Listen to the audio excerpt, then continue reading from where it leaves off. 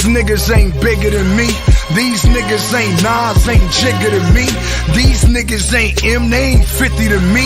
You ain't Pun, you ain't Pop, you ain't Biggie to me. These niggas ain't Crips, they ain't 60s to me. These niggas ain't Bloods, they ain't dripping with me. Niggas talking that shit by the new generation, man. Fuck these niggas, I slash your fucking faces. You niggas ain't so shit, not an album or a rock. Pussy nigga putting rings on my old bitch. Dick down the throat ass niggas, old hoe ass niggas. Happy cause you went gold ass niggas. These niggas ain't spitting with me. You ain't sicker than me. Fuck out my section, you ain't sitting with me. This for very important people. It's clear that we not equal. Clear you niggas faggots. I'm the Black Marshall Matt. Like yin yin yin on a motherfucker. Who needs Hulk Hogan when you got Sting on this motherfucker? Less than 5 albums, kiss the ring on this motherfucker. California throne and I'm the king on this motherfucker. I don't wanna hear it. Weak ass lyrics, crying on the hook, thinking we gon' feel it. Oh, lost ass niggas, voice crack when you talk ass nigga, rolling blunts for the boss ass niggas. I came in with Ye, Jeezy and boss ass niggas. Your freshman cover a whole bunch of soft ass niggas. Tampon lyricists evacuate the premises. Mute BET ciphers cause I don't wanna hear that shit. May you rest in piss, you fuck niggas. Hey Frank Ocean, go ahead, fuck these fuck niggas. Yeah, they fuck niggas. Ain't no 3 stacks in your class, so take your top 10 spot and shove it up your ass, bitch, boy. Niggas already fucked your bitch, you bitch, boy. And every time you kissed on that hoe, you suck my dick, you bitch, boy. And when you buy that hoe a bag, that bitch carry my bricks, you bitch, boy.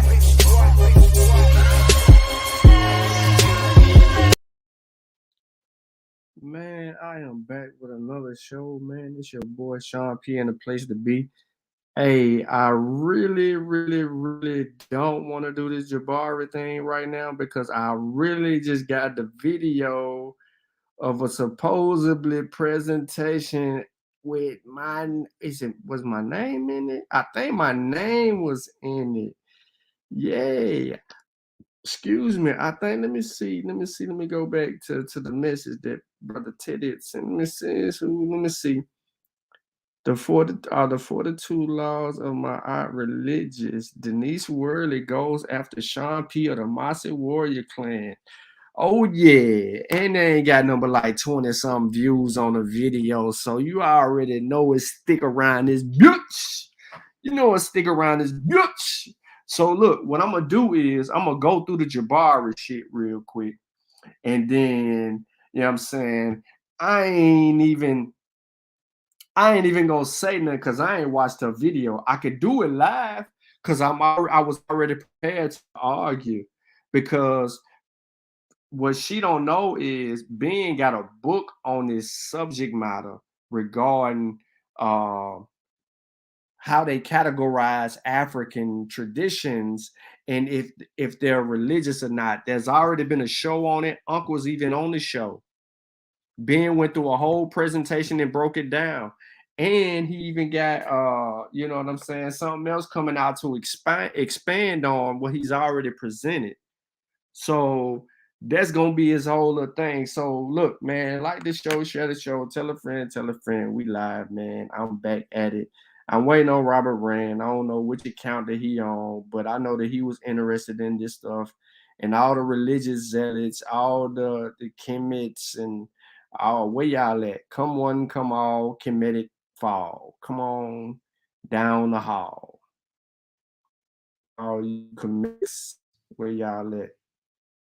Yeah, I don't care if anybody else live. Ain't none of my business. Where y'all at? We finna get into it real quick. You know what I'm saying? People can get mad all they want. I don't care. Change your feelings for. I ain't took nothing away from you. And if you feel like I did, you know what I'm saying, do something about it. You feel like I took something from you, do something about it. That's how I feel. If I took something from your dog, do something about it. Handle your business. Straight like that. But yeah, I am gonna address this little half-cocked presentation that wasn't. How long was that presentation?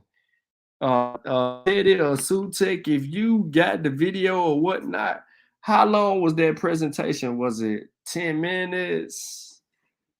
What was the? How long was that? You feel me? Because I know I was live the entire time she did her little whatever she did.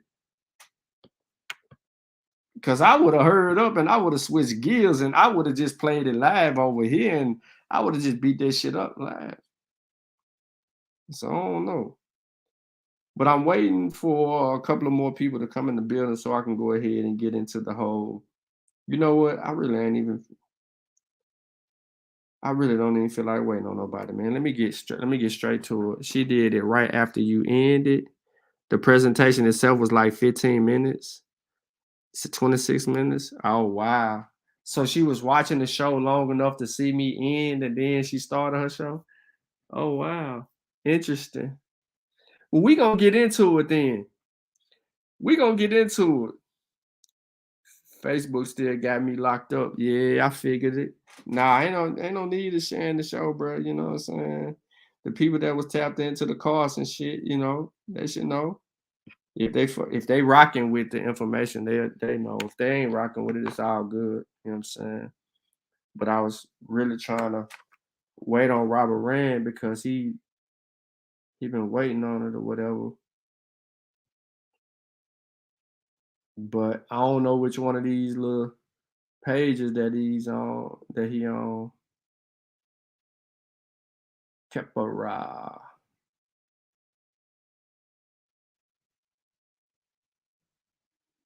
Let me see where he at. I'm gonna wait to see how he come in check. Then we're gonna get it cracking. It ain't gonna be long. This, you know what it is. I ain't finna lie. If I play it, I'll probably do 2 parts of this. I think that's what I want to do because I really just want to give people an example of some of the issues and the problems and introduce it to everybody the way that it needs to be. So I'm gonna go ahead and I'm gonna just go ahead and share my screen and get to it, man. And whoever watch it, watch it. Whoever don't watch it, don't watch it. It is what it is. I ain't tripping on it. So I'm gonna start all the way over, and I'm gonna do it like I do it. So the African origins of Christianity, exploring the lecture of Jabari Osaze. You see the disclaimer right there. Copyright disclaimer under Section 107 of the Copyright Act of 1976. Allowance is made for fair use for purposes such as criticism, comment, news reporting, teaching, scholarship, education, and research. Fair use is a use permitted by copyright statute that might otherwise be infringing. And let me myself aside and brand it because I don't want he the type of dude that do reporting. Him and a lot of the other people that associate themselves with him, they do a lot of that. So I don't want to get into any of that stuff. I want to make sure that it's solid all the way through and through. So now that we got that up on the screen, we can go ahead and move forward. This discussion is merely a critique of several claims made by Jabari Osaze regarding African origins of Christianity. Brother Jabari, throughout his lecture, discusses several sides of an argument that has been made by people prior to him. Some of what we will review in this series you've heard before from people like Azra Kwesi, D.M. Murdoch, and Gerald Massey. However, his esoteric symbolism seems to be something he learned from people who are also of a similar belief.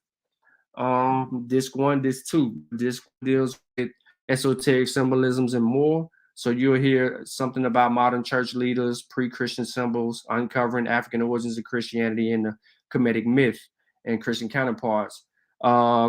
Disc 2 deals with Kemetic philosophy, Offset, virgin birth, bathing of the statue, the Offset responsible for the transmission of Kemetic spirituality. So yes, you heard this correct. He says in the video that Offset is responsible for the transmission of Kemetic spirituality and then the dispersion of Kemetic spirituality. And then Bible excerpts and claims and bonus material in conclusion. So I'm of the belief that Brother Jabari has refused to update his scholarship by using outdated sources to argue for Christianity and its origins because He's been heard several times before saying that what our people are currently practicing in faith was once something they have always had, referring to the way that our brothers and sisters of the Christian belief are they ain't doing nothing but practicing comedic spirituality and with the name change. That is one of his claims that he's made in numerous times in videos and other in lectures and things like that. This would only mean that conversion to comedic spirituality would not change the way that people will have to worship and praise. So you praise and worship the same way you praise and worship Jesus. Jabari has also set up services on Sundays, which he streams live on Facebook and other social media platforms. It seems from afar that he's emulating the church, not the church emulating what he calls comedic spirituality. Due to time constraints, we're not going to detail each claim line by line. However, we will play the presentation, gather context, and address the claims. Again, Jabari focuses in comedic, ancient Kemet is in philosophy, esoteric symbols, and sacred science. Jabari was initiated in Kemet Shrine in 98. In 05, he was initiated into a sacred shrine, so that's two. And then in 2010, he was his own priest. Also, Jabari roots are in Catholicism, or he was a Catholic uh, prior to all of this other stuff. And so some of the things that he learned in the Catholic Church, he's also utilizes as his foundational principles of what he practices or what he calls comedic spirituality, whatever that is. Jabari is known for saying that I want you to discuss and debate these issues. There's no reason why we shouldn't do that. I have no issue with that. So once the issues were discussed and began to go toward a debate, he had an meltdown on live stream with Carrier and Garfield. He says, is Carrier saying that we practice comedic traditions because it is the original form? That is not even close to true. So he starts backpedaling right here on some of the practicing, but he's never publicly ever said up until this point the Carrier was charging him that his form wasn't original. And he says whatever was said, he took it as an insult. He says, do you think I would have a scholar on my platform to critique Garfield without his input? Yes. And he also says, you ask someone to evaluate my work without talking with me. Why should he have to talk to you first? I have a great respect for Carey and read his work. By the way, this is a back and forth, just an inappropriate one. I don't know how. And then asking a question would not be helpful. I haven't even seen the entire critique. So let's move on. He does a video after, Garfield has Carrier on and he loses his top here in this video with the dude next to him. So here's some points of contention. I extracted all of this information on your behalf so that you would already be aware of what's going on, and then you will see what's going on in addition to that in the videos. So sacred symbolisms. What the hell is sacred symbolisms? He says it's esoteric. He uses this in context basically as a generalization of something that, in short, esoteric is some information. For instance, take Kofi Pasai research team. Now, we in the Kofi Pasai research team have information that we keep among us that everybody else doesn't know. That would be considered esoteric. Only the people in this group know about it, so to say. However, someone who may have been affiliated with us before might know a little bit some about some of that information and just be keeping it to themselves, or maybe let it out, or whatever the case may be. But you know what I'm saying? It's supposed to be some sacred knowledge held among a group of people, but whatever the case. But he uses these words: recontextualization, remythologizing, funerary culture based on ancient Kemet, and Greenwood Cemetery. Let's get to it.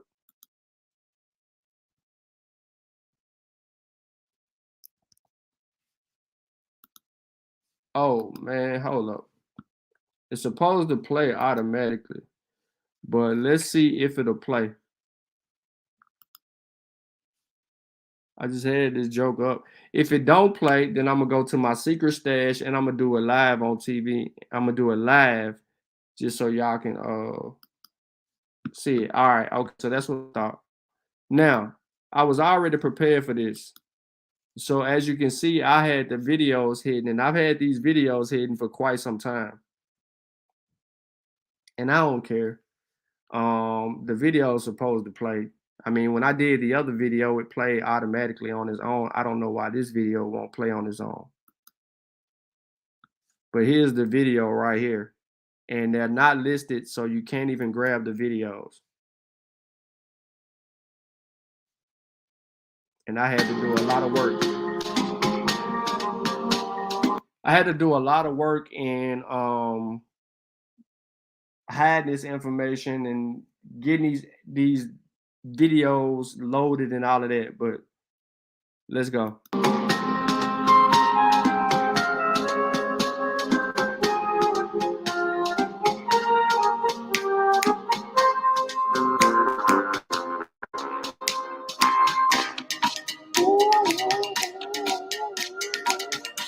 Hey, this him. This is video. The music, the whole 9 yards.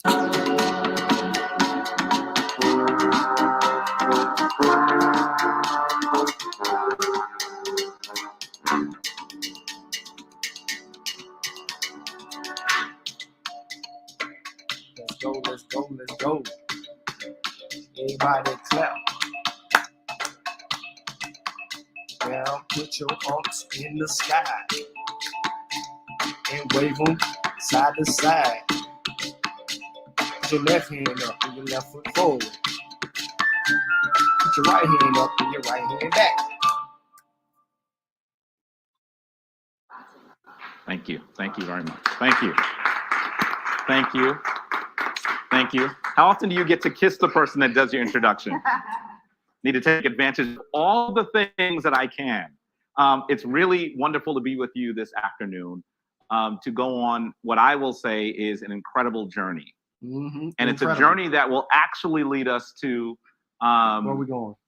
Uncover some things that certainly have been beyond the pale for most of the individuals that have been in the house of Christ and in Christianity, and almost all the other Abrahamic traditions. Oh yeah, let's go. The 3 other Abrahamic traditions, that being Judaism, Islam, and now they're saying the Baha'i faith is also in that house as well.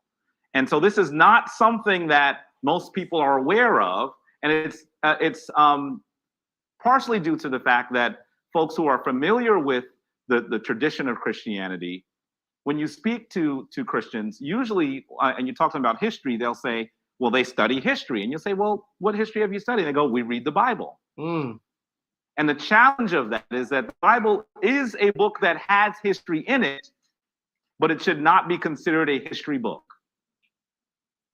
When we do that, there's some things that are not able to be filled in. There's some things that are certainly in spiritual allegory. Making the Bible a history book is akin to trying to make the Bible a newspaper. It takes out the importance of the text. It reduces it to something that is secular in some senses rather than something that should be spiritual. And I, being a follower of ancient Kemet, being a Kemetic priest, will tell you right off the bat that the Bible is an important book. I read the Bible. I'm no longer a Christian, but I read the Bible because it has important information about how one should live. So having said that, I want you to know that today my task is not to dismantle Christianity. That's not what I'm here to do. There are those that have done some of this work that spend time insulting people, and that's not something I'm going to do. How could I? My family is Christian. I'd be speaking to my own mother. Why would I do that? But what I am going to attempt to do today is recontextualize this important tradition, a tradition that actually now has more followers than any other faith on the planet. And in recontextualizing it, not only will we place its origins in the proper region of the globe, But in addition to that, perhaps we'll also be able to, and this is a term that you'll hopefully become more familiar with as we go on, remythologize the Bible. Spiritual thinking should be something that we focus on when we focus on the Bible. And as long as we attempt to make it something that it's not. So again, somebody tell me what remythologizing means. If something is already a myth, why are we remythologizing it? But I'm gonna shut up. I think that we miss something. Now, here's a statement that I make often that Anika, she doesn't like. In fact, she saw it on my slide today, and she said, I never liked that quote. But I said, there's no other quote that's better. And it comes from one of the individuals who writes an incredible book known as The Pagan Christ. His name is Tom Harper. He's actually a priest. And he says that myth is more important than history. Why? Because history is that which occurred, and myth is that which is always occurring. And so when we take our spiritual texts and we relate them to history, it becomes a story about something that someone did that was fantastical, something that someone did that is impossible, something that someone did that should be looked at with awe, but it's not about what we must do. And so that is the reason why recontextualizing this is of critical importance. And so I will do that over the course of this lecture. Now, I'm sure that for some of you, this is a topic that you've probably noticed when others simply did not notice the cues that you picked up on. What am I talking about? How many of you have ever been to a cemetery in the United States, in the UK, and almost everyone's been to, by the way, you should know, I come from a call and response background. I'm gonna talk to y'all, and y'all better talk back. So how many of you have been to a cemetery before? Virtually everyone. Virtually everyone. It is amazing to me as I went along my journey, understanding ancient Kemet, understanding ancient Africa, understanding the ancient Mediterranean traditions, because it's also led me to study those as well. In doing this, I began to realize that so much of the funerary culture that is prevalent in these countries today is based on ancient Kemet. The thing I find very interesting is that it often comes to us from people who often have very negative things to say about more ancient traditions. Take a look at this image of a cemetery. The cemetery is in Virginia. Let me stop. So when I gave you the outline in the presentation, right, of what the problems were, sacred symbolisms, recontextualization, remythologizing, funerary culture based on ancient Kemet, Greenwood Cemetery, you are about to bear witness to points of contention. He's about to listen. His wife is going to speak when they take us to Greenwood Cemetery, but you have to pay very close attention to the assertions and things of that nature.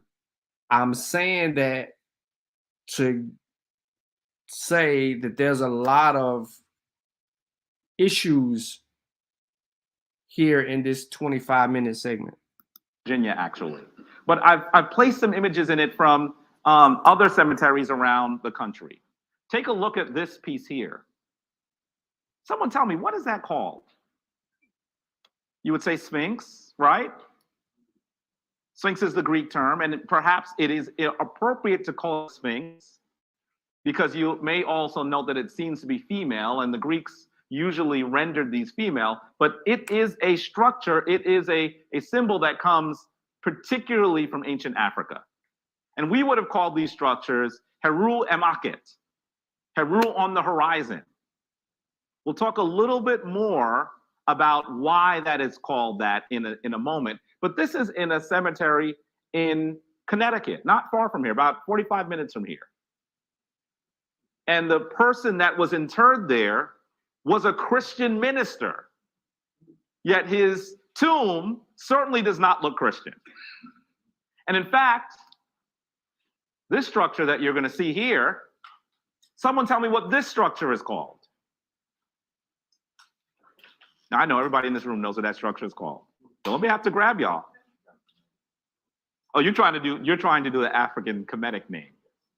Well, someone give me the Greek name at this point. If you may not even know that it was a Greek name, but what is that structure called? A pyramid, correct?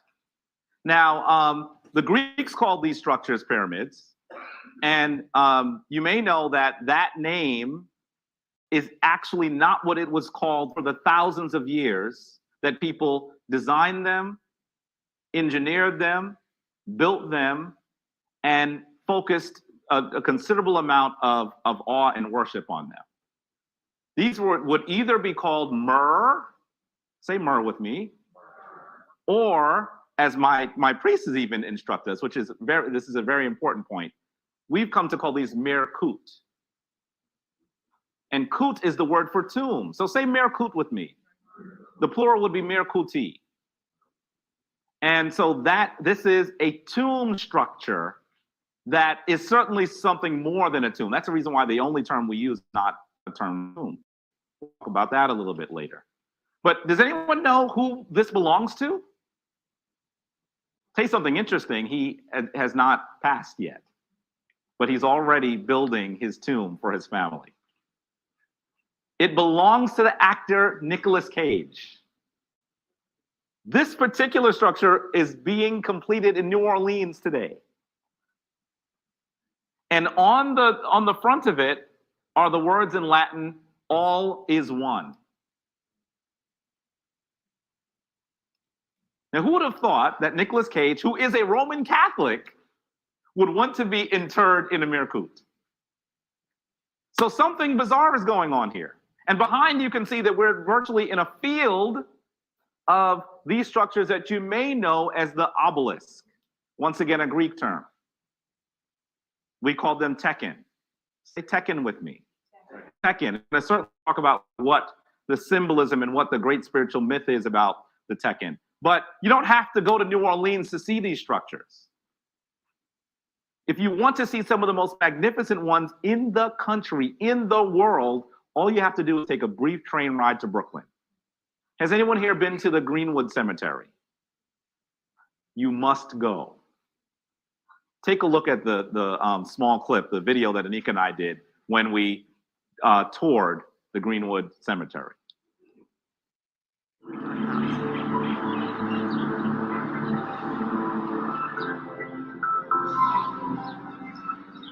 We're on site at Brooklyn's historic Greenwood Cemetery, which was established in 1838 and is now considered a national landmark. We're here to show you many of the Kemetic monuments that have been erected in this cemetery, although there are probably no Kemites that are actually buried in this cemetery. There are people of all different faiths that are here. It's interesting to note that they would use our ancestry and our monuments to dedicate towards their own ancestors who have passed on. So we're going to talk to you about some of the images that we see here in the cemetery, what they may mean, you know, the beautiful sites that they have here in terms of what is considered part of our history.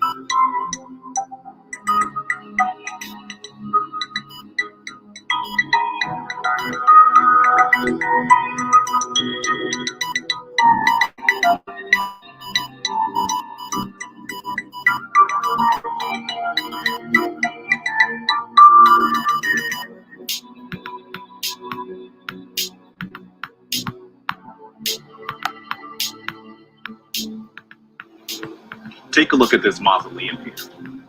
It seems to be consecrated to a man or a woman named A. Skimmerhorn. And I'm not sure whether this is connected to the Skimmerhorn Street that's popular in Brooklyn. But I find it very interesting that this mausoleum seems to be built in the same configuration, or at least be referencing the configuration of the Kemetic temple. Notice the sloping walls.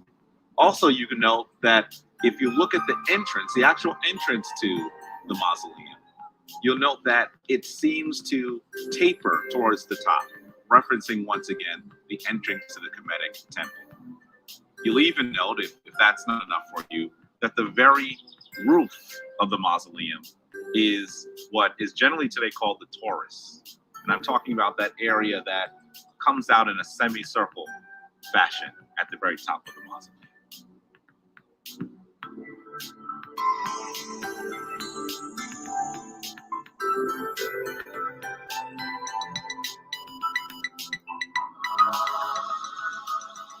is a very unusual piece right here, erected to what seems to be the Lion family. I'm not sure who they were, but whoever they were, they wanted to make a point of having a Kemetic monument to their family.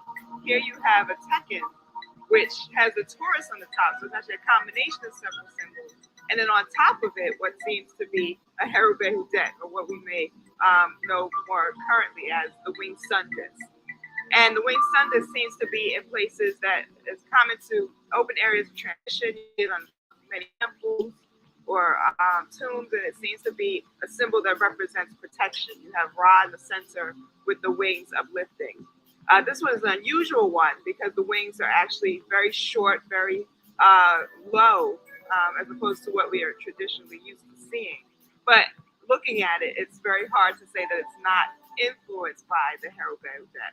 Now we know the tekken represents the phallus of Asar, and it's interesting that when you look at the several burials here, I don't know if there are any Kamites buried in this cemetery, but you do know there are several Christians, Jews, and people of other faith base. But ironically, instead of having a cross or something more representative of their own belief system, they did follow something more along the ancient Egyptian or Kemetic tradition. So I wonder why they chose to do that as opposed to following their own interests.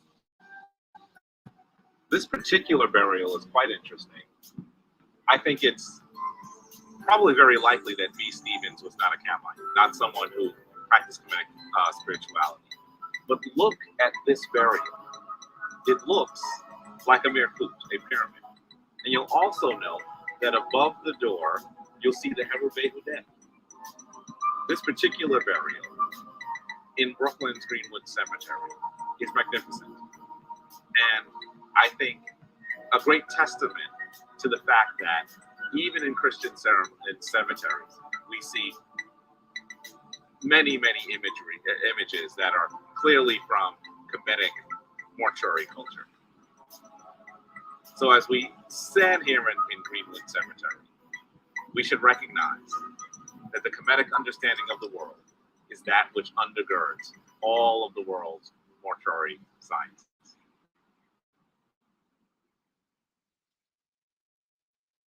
So if you're like me, you've probably noticed some of these symbols. They're out in the open.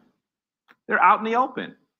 And it's unusual that they are so prevalent, particularly in cemeteries with people who are not practicing ancient Kemetic spirituality. I would actually argue to you, and I'm going to argue to you, that what we're actually seeing is an echo of a long-standing origin that finds its way through Judaism, through Christianity, through Islam, through the Baha'i faith, and into our modern tradition. And it's interesting that those folks who think that these symbols are important enough to actually spend their entire, their rest there, may not actually recognize that these symbols are not Christian in origin. And so you might say, we know those people are. They may not be people of any note. Maybe they're not learned in the practice of Abrahamic traditions, or they're certainly not church leaders. Well, let's take a step further. Who's familiar with the man Charles Taze Russell? Charles Taze, you're familiar with him.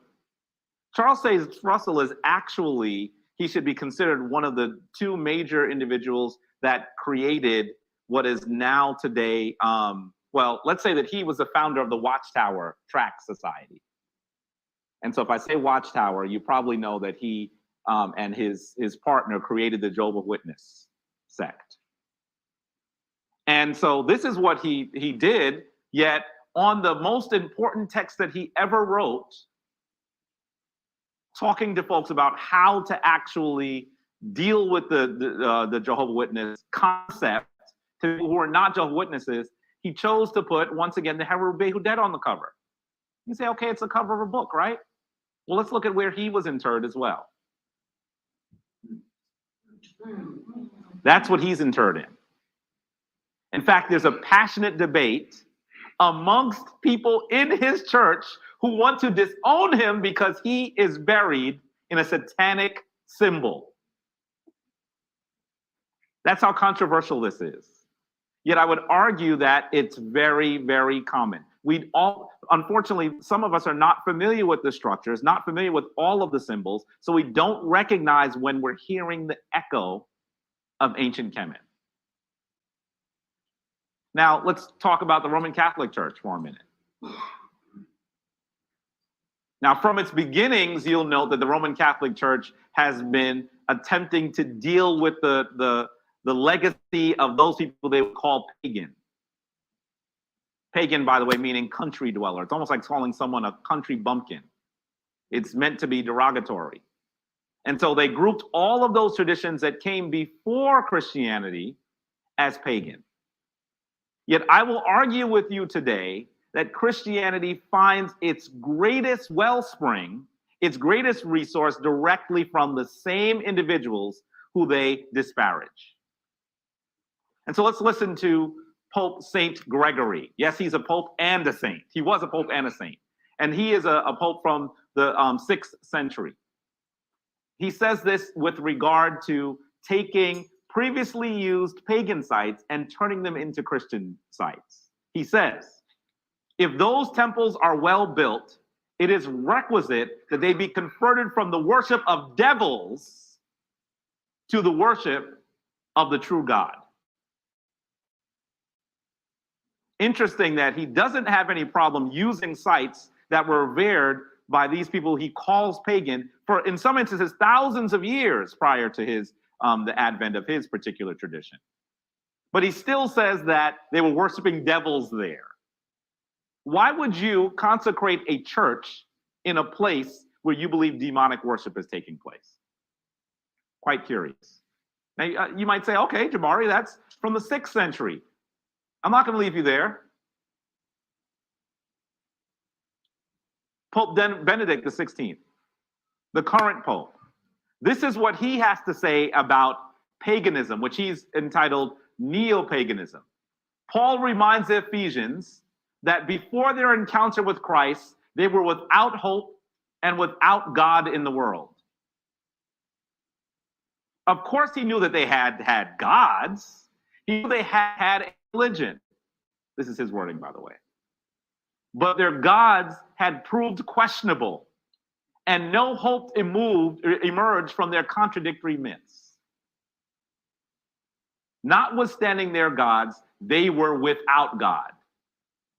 He continues, and in the 20th century, in the darkest period of German and European history, an insane racist ideology born of neo-paganism, gave rise to the attempt, planned and systematically carried out by the regime, to exterminate European Jewry. Yes, he actually believes that the followers of traditions that are more ancient than Christianity, the followers of traditions that come from Kemet, that come from ancient Rome, yes, before Christianity, that come from Persia, these are people who should be blamed for the Holocaust, the extermination of Jews. Let's be clear that Hitler always considered himself a good Roman Catholic. In fact, if you said anything about Roman Catholicism, you might actually end up in the same internment camps, in the same horrid places that they forced the Jewish people into. So let's be clear, he saw himself as a Roman Catholic. No mention of that in the letter that comes from Pope Benedict. Instead, he lays this great travesty of the murder of 6 million people at the foot of pagans. And he also says, it is contrary to authentic development to view nature as something more important than the human person. Why is there a distinction between nature and humanity? This is a challenge, correct? This position leads to attitudes of neo-paganism or a new pantheism. Human pantheism is the belief that the divine force is in all things. Human salvation cannot come from nature alone. Understood, it is purely naturalistic in its purely naturalistic sense. Very harsh words, particularly leveled at ancient Kemet, particularly leveled at those traditions that came before Christianity, not including Judaism in this instance. I'm sure he's not including Judaism here. So you would assume that this Pope has no connection to those traditions, correct? Well, if you assume that, you would be wrong. Here he is, incensing a Black Madonna statue. He traveled to his native country of Germany.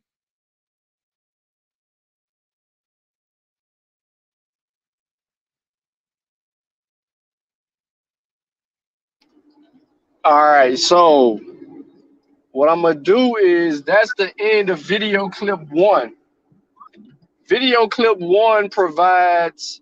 I went a little bit further than I should have because I actually had spliced the videos in the presentation to mimic the first couple of slides, and I'm gonna go over that in just a second with y'all. But there's the points of contention are as follows. So let's deal with the cemetery and the obelisk and all of those things, the Kemites. You kept hearing this word Kemites, Kemites, Kemites. Well, the Remech never referred to themselves as Kemites.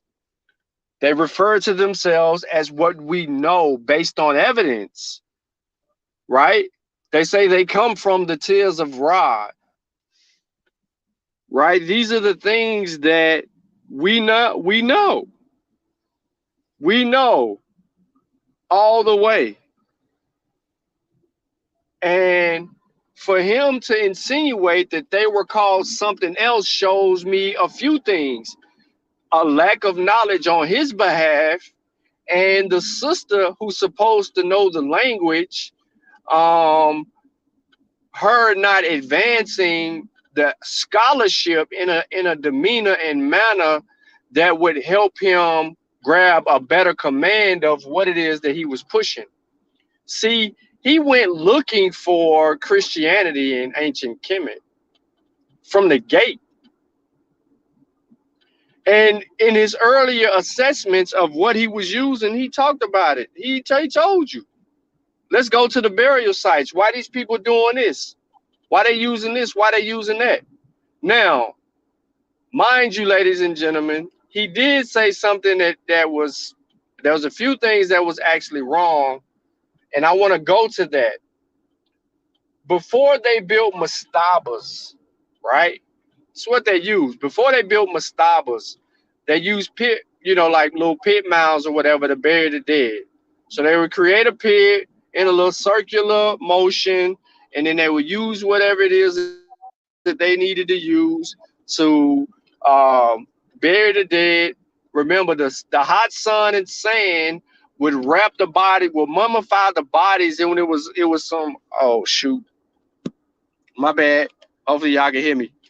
But there was some issues with, not issues, there was some justifications regarding the mummification process because of the sand and the hot sun.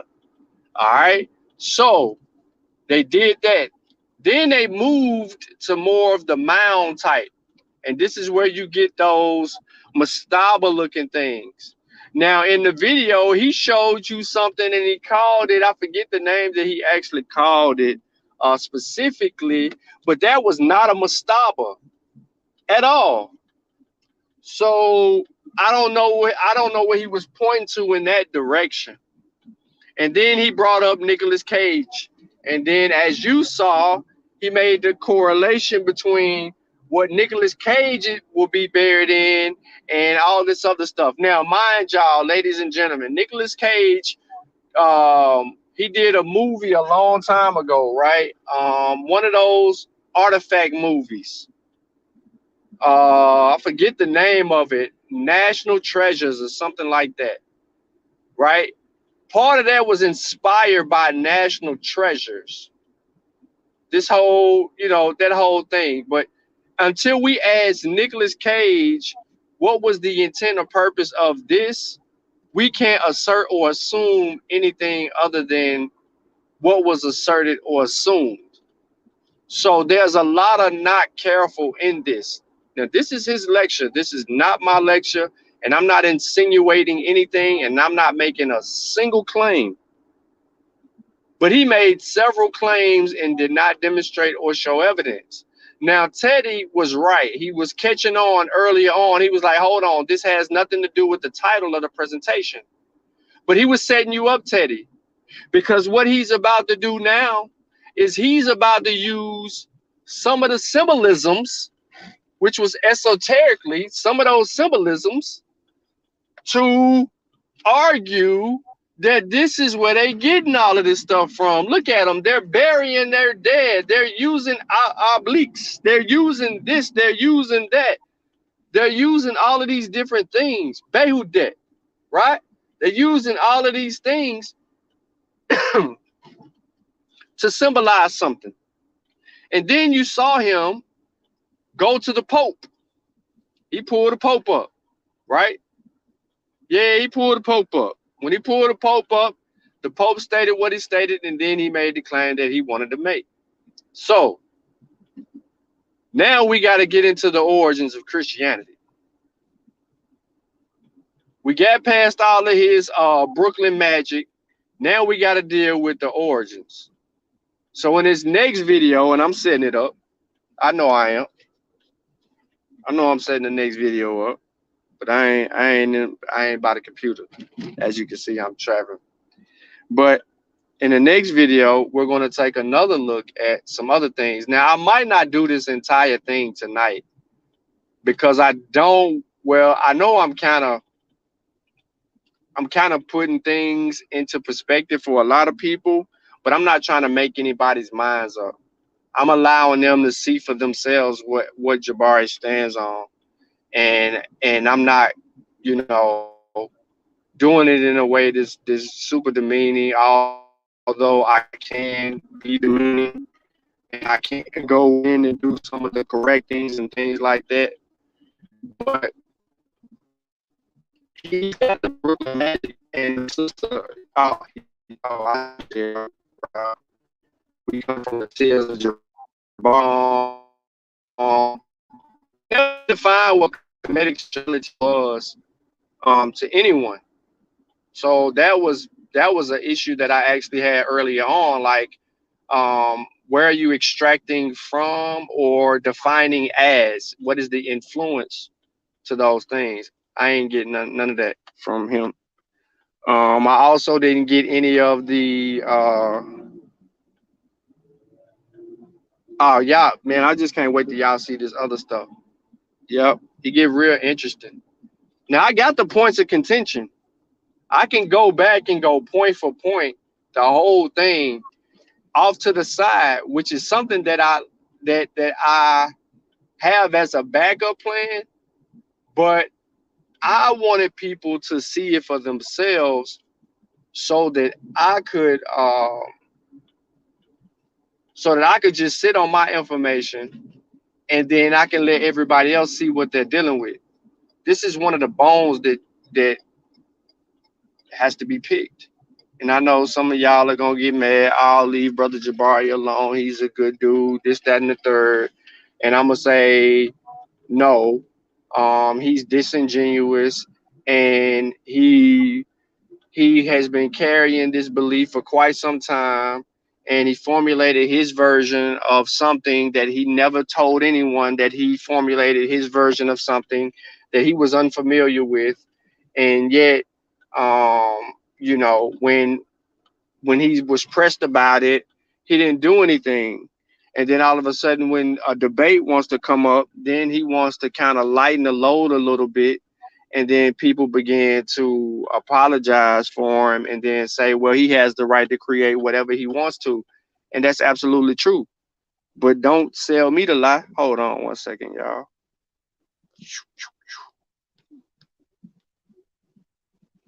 And that's what he did. So now y'all are going to see or bear witness to something that I've been sitting on for years. And it ain't gonna be what y'all think it's gonna be. It's gonna get a little bit worse. If you thought Brooklyn was worse, it gets worse than that. Because there's some assertions. He continues to make assertions. Hey, it's just a fact. He gonna keep on doing that. Cut the garage down. He gonna keep doing that. I'm back on the video now. Let me switch up.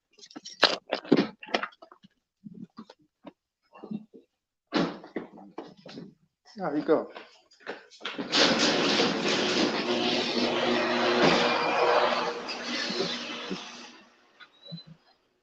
We did it again, bro.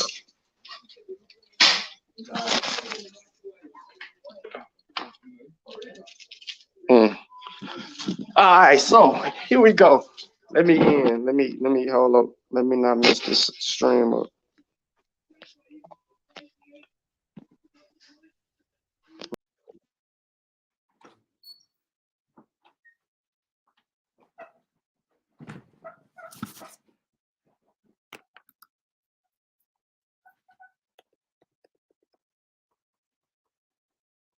Y'all hear me?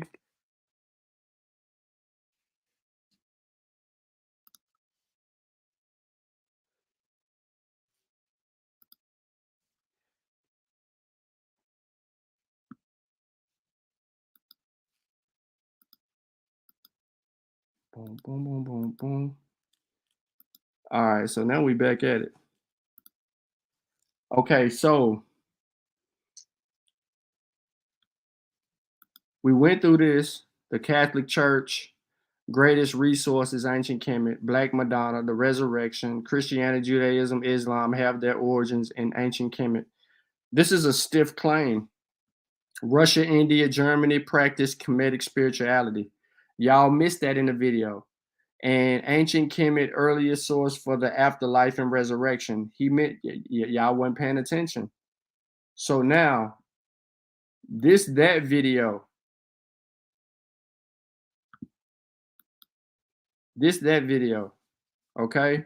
So, the second half of the video. So what I'm gonna do now is I'm gonna go to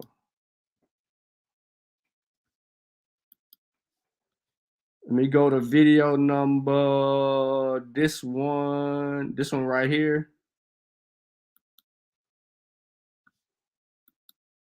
And let's get into it. See, I know how to make it work. This is his wording, by the way. But their gods had proved questionable, and no hope emerged from their contradictory myths. Notwithstanding their gods, they were without God. He continues, and in the 20th century, in the darkest period of German and European history, an insane racist ideology born of neo-paganism gave rise to the plan systematically carried out by the regime to exterminate European Jewry. Yes, he actually believes that the followers of traditions that are more ancient than Christianity, the followers of traditions that come from Kemet, that come from ancient Rome, yes, before Christianity, that come from Persia, these are people who should be blamed for the Holocaust, the extermination of Jews. Let's be clear that Hitler always considered himself a good Roman Catholic. In fact, if you said anything about Roman Catholicism, you might actually end up in the same internment camps, in the same horrid places that they forced the Jewish people into. So let's be clear, he saw himself as a Roman Catholic. No mention of that in the letter that comes from Pope Benedict. Instead, he lays this great travesty, the murder of civilian people, at the foot of pagans. And he also says, it is contrary to authentic development to view nature as something more important than the human person. Why is there a distinction between nature and humanity? This is a challenge, correct? This position leads to attitudes of neo-paganism or a new pantheism. Human pantheism is the belief that the divine force is in all things. Human salvation cannot come from nature alone. Understood, it is purely naturalistic in its purely naturalistic sense. Very harsh words, particularly leveled at ancient Kemet, particularly leveled at those traditions that came before Christianity, not including Judaism in this instance. I'm sure he's not including Judaism here. So you would assume that this Pope has no connection to those traditions, correct? Well, if you assume that, you would be wrong. Here he is, incensing a Black Madonna statue. He traveled to his native country of Germany for this express purpose of worshiping with a Black Madonna there. Now you might say, well, what is that about? What is this about? Well, there are these statues all over Europe. In fact, they're not just in Europe. Anika and I, as I mentioned on the tour yesterday, saw them actually also in Puerto Rico. They're in all of those places that still have Roman Catholicism as something that is predominant in those societies, in those cultures. You'll begin to see these statues of a Black and African Ast and Heru. No, you would probably not say that's not Ast and Heru, that's Mary and Jesus, right? Well, clearly that's where this tradition comes from. I think that the echo of the origins of Christianity, ancient Africa, has followed through into our common day. It's interesting that these statues are so revered that people go to them because they believe that they practice miracles. They have very, very important veneration days for them. And let's be clear, it has been said many times that in the Pope's personal, this is for all the popes, for the papacy, not just for Pope Benedict, in the Pope's personal room of prayer and adoration, he has a Black Madonna. He's been asked about it several times. Several popes have been asked about it several times, and they never answer the question. The fact that they're not answering the question gives us an answer. Mind you, he comes from the Catholic Church.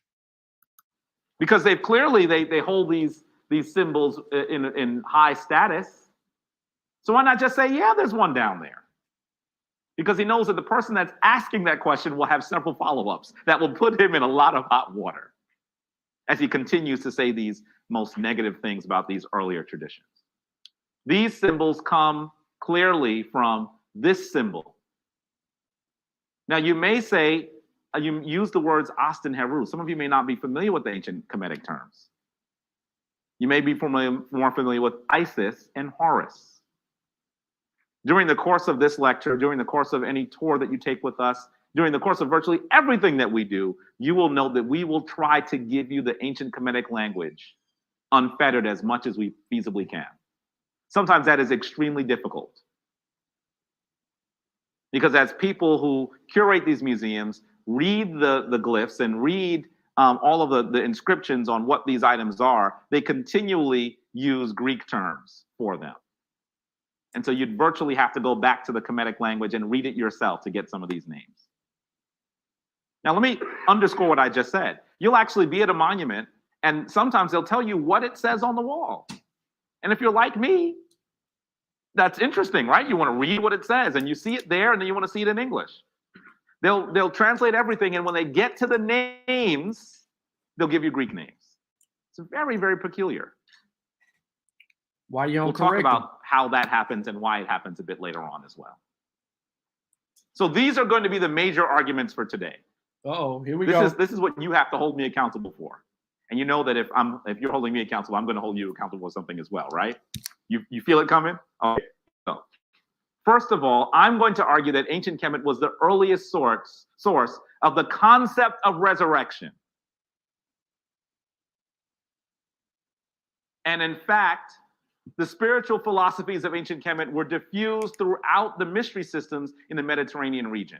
This is a key portion of the argument, folks. For decades, people have been attempting to describe how Christianity and how Judaism, and even to a lesser extent Islam, have their origins in the ancient Kemetic traditions, in those traditions that come out of ancient Egypt. But the challenge that we have sometimes is that it's difficult to make a one-to-one comparison for several reasons that I'll discuss in this as well. But what you should also do is then you're going to have to look at where the ancient Kemetic tradition went after Kemet fell.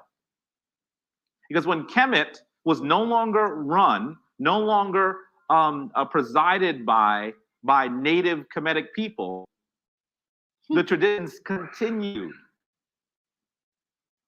in places as far away as Russia, Germany, and India. We have proof of temples being in those places.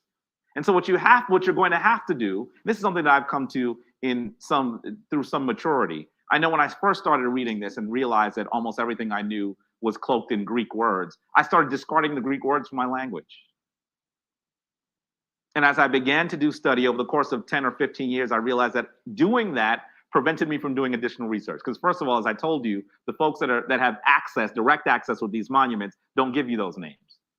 If you want to do research, 10 to 15 years and you ain't learned Metal Nature. My bad. Research, looking up Heru will only give you'll see me and you'll see a few other people. You'll see Baba.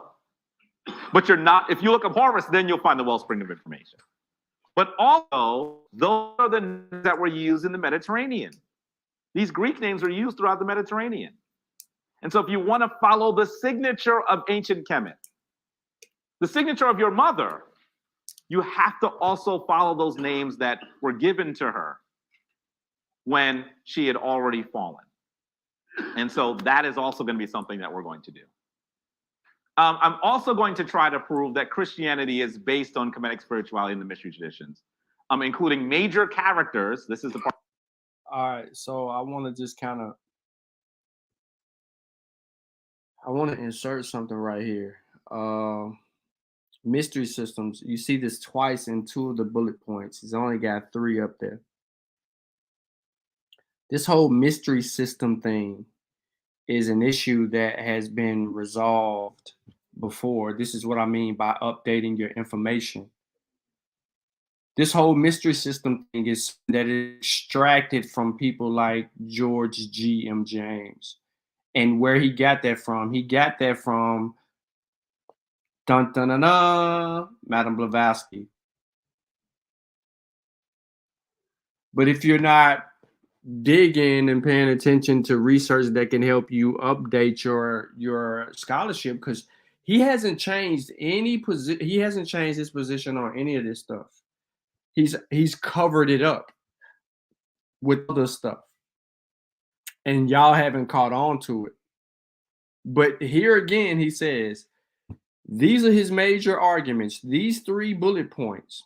Ancient Kemet was the earliest source of the conception of resurrection and the afterlife. The conception of resurrection is George Massey, every day, all day. The afterlife is a different person. The argument for an afterlife, depending on what he's arguing against, is really irrelevant, but whatever. The spiritual philosophies of ancient Kemet were diffused throughout the mystery systems of the Mediterranean. There's no evidence of such, but he's going to have to argue that. Is he going to show you how far up close to the Mediterranean and beyond that we'll find artifacts, some type of archaeology, or something that would, tie us back to ancient Kemet, or some part of the culture residing in places. Christianity is based on ancient Kemet spirituality and the mystery traditions. There go the word again, including characters, myths, places, ceremonies, etc. This is another part of the ultimate issues with the argument, because he doesn't define ancient Kemetic spirituality. We don't know what the hell that is, because that's made up. That's some African American made up stuff. There's no tradition, custom in Egypt or in Kemet that refers to ancient Kemetic spirituality. Spirituality is a word that was coined by Geoffrey. Hold on, let me give you his name. Geoffrey Peringer. That's where that word, well, not really that word, not spirituality, I'm tripping. He came up with the ATR stuff. But the spirituality, I'm gonna hit y'all off with that, where that word come from. That's some African American mojo, straight up and down, all day long. That's some African American stuff. But let him continue. Part that becomes very controversial at times. Myths, places, ceremonies, etc. You will know that people have spent billions of dollars attempting to historicize some of the images, some of the stories that are in the Bible. Billions of dollars. And they usually struggle to find them. Because first of all, they're trying to make something that is myth, in many instances, history, and that is very difficult. And in addition to that, as they do that, one of the other things that they begin to realize is that those myths are older. So when you look for the signature, you're like, oh, I see the story here too. Oh boy, that's not in Christianity. And so it's very difficult for them to do that.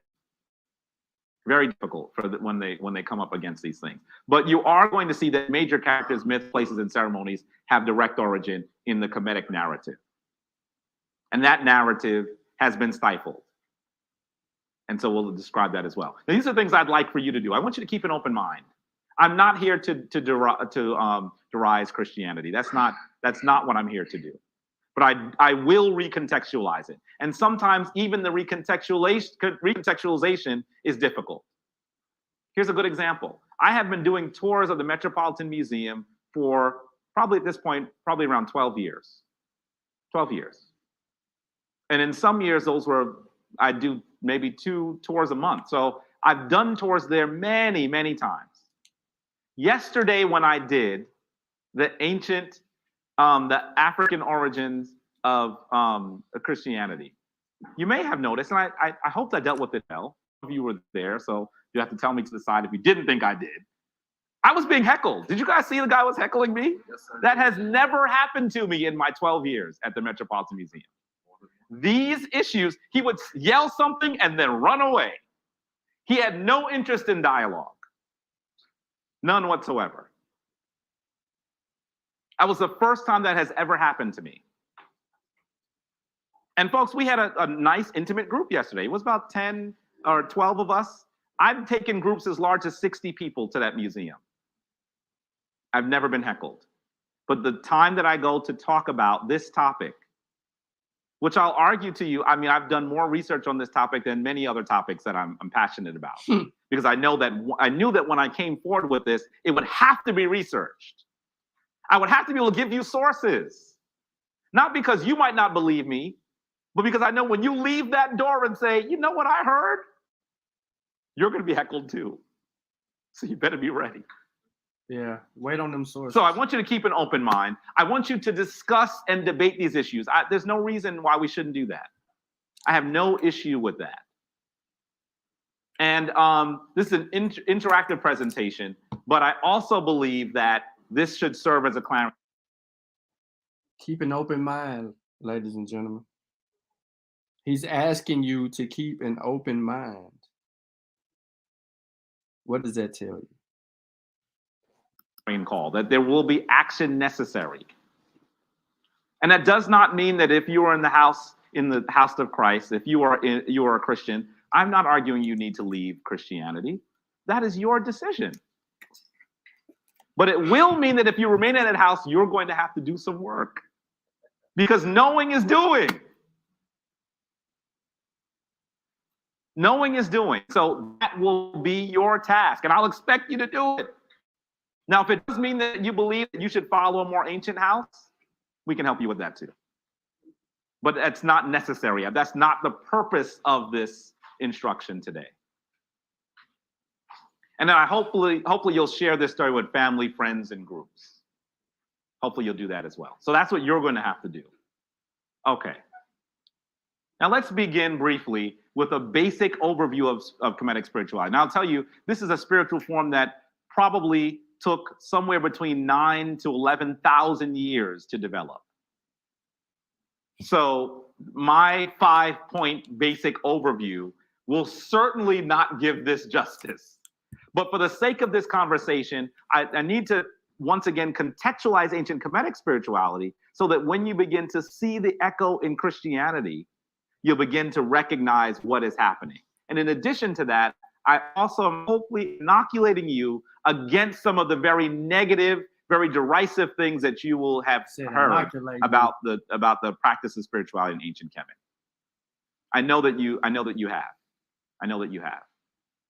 And if you haven't, you will. It just comes, it's par for the course. And we'll talk about why that occurs as well.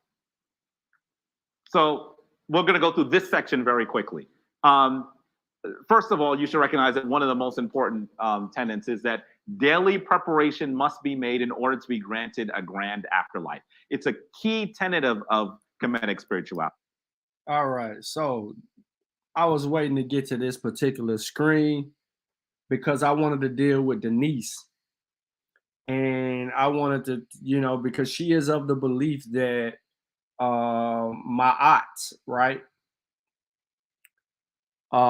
is a spiritual system. Let me see. I can't make this up at all, but she is of that belief. And in many ways, I try to tell her that you don't know what you're talking about, but she try to cherry pick something and then try to formulate it as something that doesn't correlate or box it into something that there's no consensus on, or there's not enough evidence for, and the way they look at African traditions is different. But he's about to give us an overview of Kemetic, what he calls Kemetic spirituality. And then he says daily preparation must be made in order to be awarded a grand afterlife. That's one step. So let's get to his 5 points. And so you're seeing here the image that they call often the weighing of the heart. This particular description of the transition from the plane of the physical plane into the plane of into the duat, into heaven, let's call it for this purpose, comes to us from the 18th dynasty. It's in the 18th dynasty that this particular description of the weighing of the heart becomes most prevalent. This is a dynasty where you see key figures such as Tutankhamun, King. Real quick, even just using Jabari as an example, he just got you up out of here, Denise. He basically just told you when all of this transpired, this whole thing about I listened to him very closely. I knew I wouldn't have to do too much. I can use pseudos against pseudos. Watch this. Call it for this purpose. Comes from the 18th dynasty. It's in the 18th dynasty that this particular description of the weighing of the heart becomes most prevalent. So not until the 18th dynasty does the weighing of the heart becomes the most prevalent in his argument. Not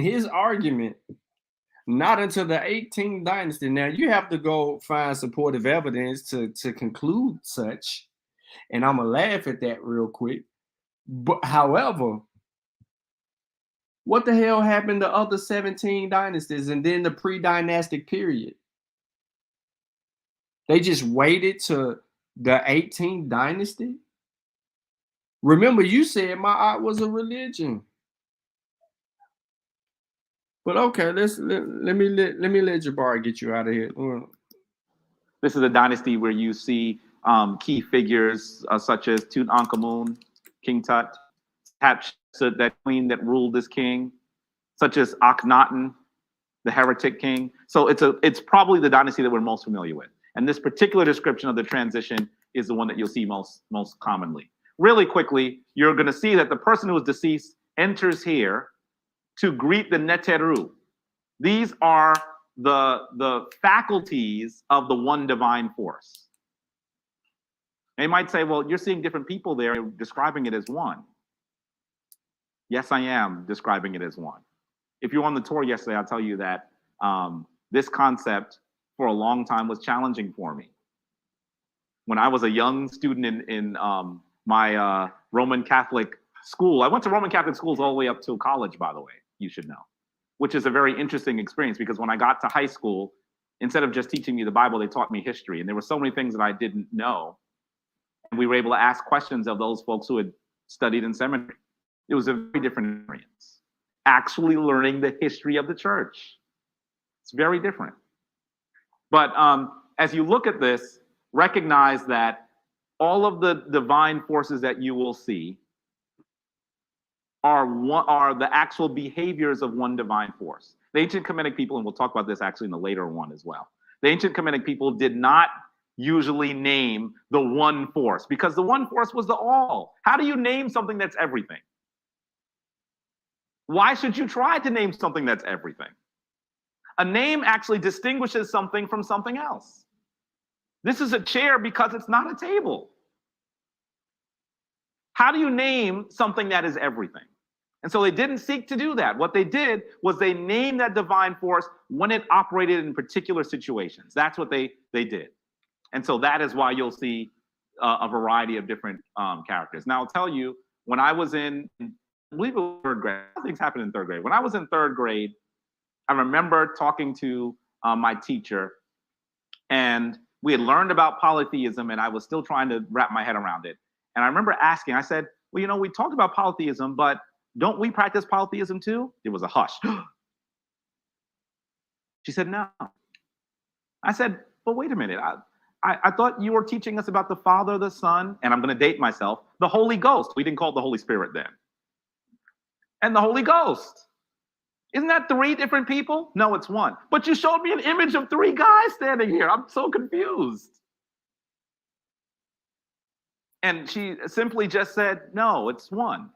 No explanation, no description.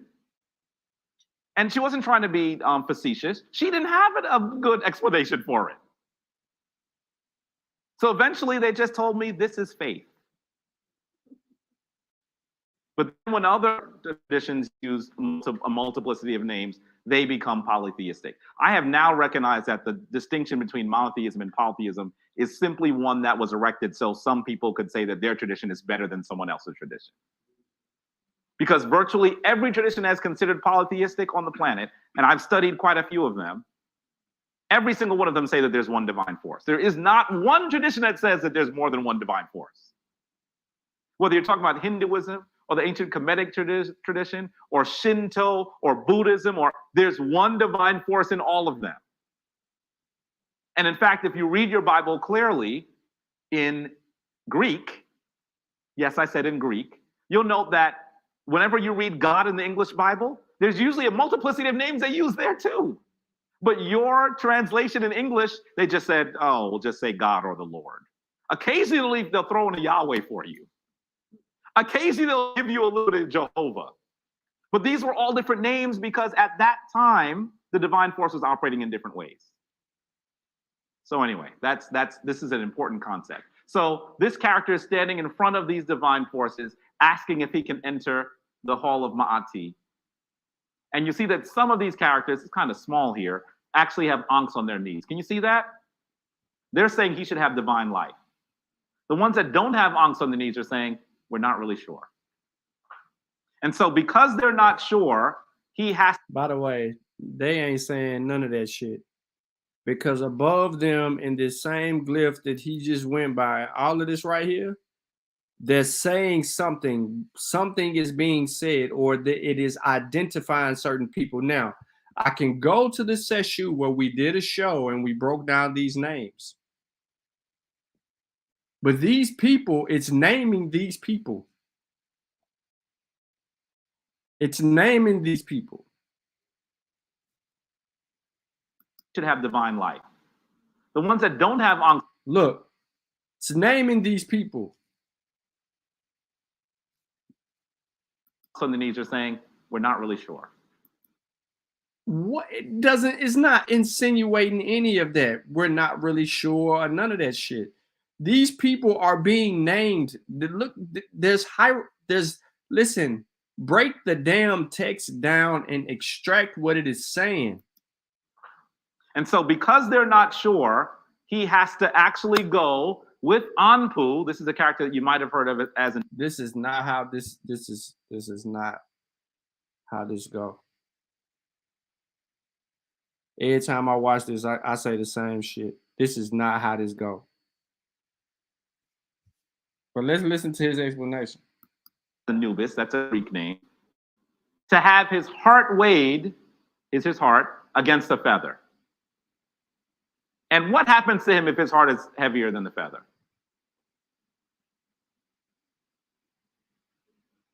You see this being right here? You see how intently he's waiting for Tehuti to read the results? Because his task is to put to nothingness those who should not enter the hole of Ma'ati. And his mouth is open because he must be hungry as well. And so that's the concept here. Thankfully, this character here was able to pass. You see him here with Heru, another character we'll talk about extensively, being introduced to the ruler of the afterworld, Asar. Asar, you may know more prominently as Osiris. That is, once again, a Greek name. And so he's being greeted by Asar here. Okay, let's move on. Number 2.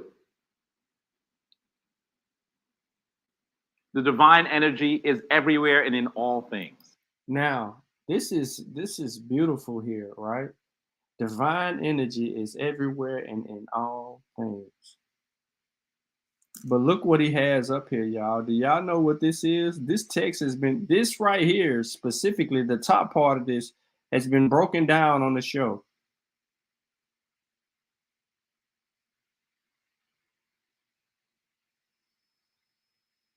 D-Unk Jet, Behudet, D-Unk F Neb. Oh my goodness. This thing has been broken down.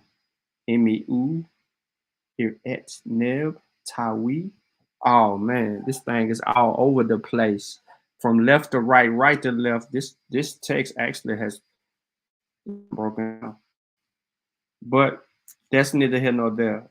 He says he went through the whole spiel and then he gives us the second. Divine energy is everywhere and in all things.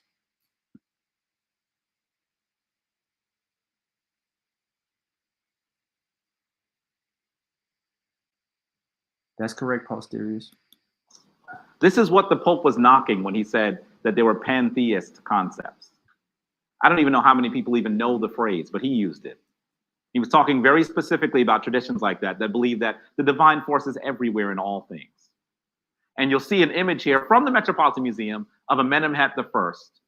And we won't go into this image for very long. We could, but I want you to take a note of the two ladies that are outside of him. I'll bring it a little closer for you to see it. And you'll see that this lady has a vulture on her head, right? Can you see that? And this one here has a vulture with a snake head on it. Clearly, this was symbolism. Have you ever seen a vulture with a snake head? Clearly, this was sacred spiritual symbolism. These characters don't exist in the natural world. But they are the personification of Upper and Lower Kemet. So even Upper and Lower Kemet, the regions themselves were divine and were personified by a divine force. In Kemet, each of the states even were personified by a divine force. There were 42, and there were 42 Neteru, or deities, that were focused on in each of those states. Now, I'll tell you something interesting. That concept has, once again, has an echo into our secular modern society. Mm-hmm. And so you even see the states of the United States, each of them has an animal. And that is exactly where that thinking comes from. Because thousands of years ago, that is how we handled the divine force. We believed that you didn't have to do exactly what I did, but if you did something different that was recognizing the divine, and I did something that was recognizing the divine, they were still part of the same network, the same system of concepts, but you focused on something different than I did. Together, we would have a holistic nation.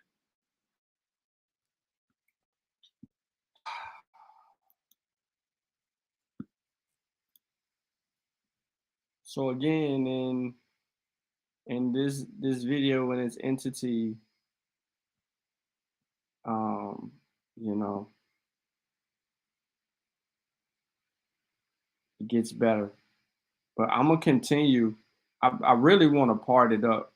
I really want to stop right here because now he's about to get into Ramesses is the mediative in his mediative form, the first Trinity, the whole sections of the Bible found on the walls of Kemet.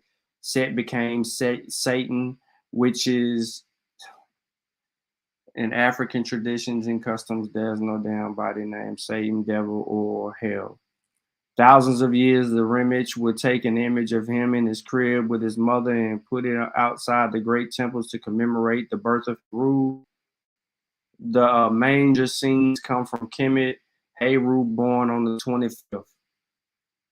There's a lot of Juromancy in this and DM Murdoch in this. But remember, Jabari said he argued earlier on that he is going to argue with what evidence? Has he shown you any evidence yet? Thus far, we have not. We've heard a lot. But we haven't saw any evidence.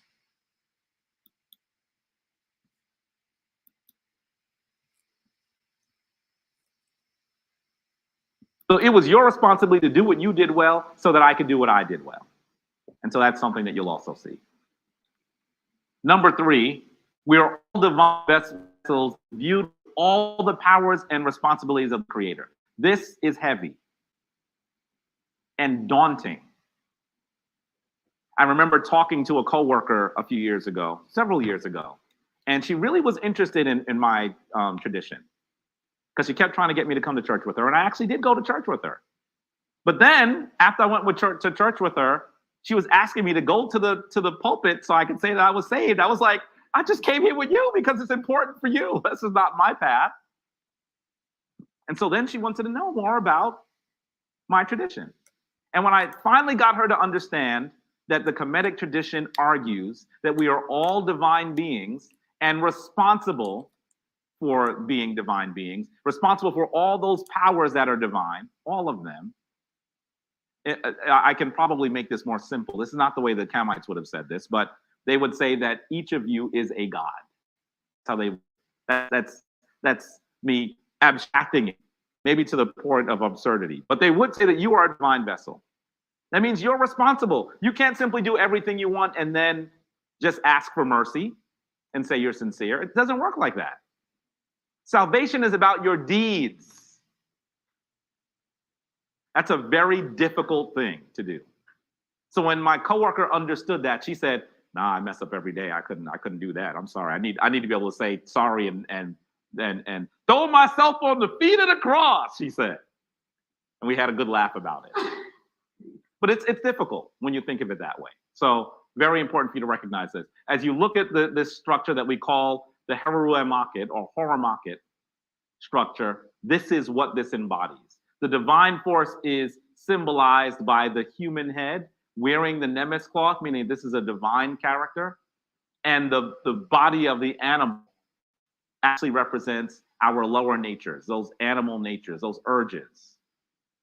And so this head, which obviously is smaller than the body, because they're talking about the process of refinement, so it means you have to whittle away something so that it becomes stronger, has to be in control of the animal force. That's the reason why the lion is in recumbent fashion and not standing up and roaring.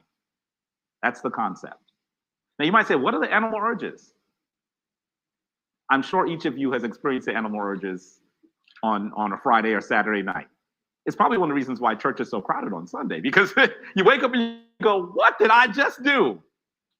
So some of those urges can be destructive, but also instructive as well. But we have to be in control of them. It's a closer image. That's number three. Number three. Come on, here we go. Number four, the one in the many. I talked about this already. I'm not going to spend time on this one. And then finally, the Kemetic spiritual tools included prayer, ritual, ceremony, meditation, study, and spiritual discipline. I'm showing you an image here of a very important temple that has been misnomered Abu Simbel. It's all the way in Kemetic Nubia. It's all the way south, or what we would have considered all the way north. So when he makes the assertion here that let me go back a little bit, right here where it says Kemetic spiritual tools include prayer, ritual, ceremony, meditation, study, and spiritual discipline. Where is he extracting this information from? Because he's not going to show us a single source to support any of those 5 basic principles, or in his overview of Kemetic spirituality. We don't know where it comes from, but he's signaling back to ancient Egypt. We don't know where these principles, or whatever they call, come from. And this is, it has some issues here. Right? Because, let me just let y'all find out for yourself. Numbered Abu Simbel. It's all the way in Kemetic Nubia.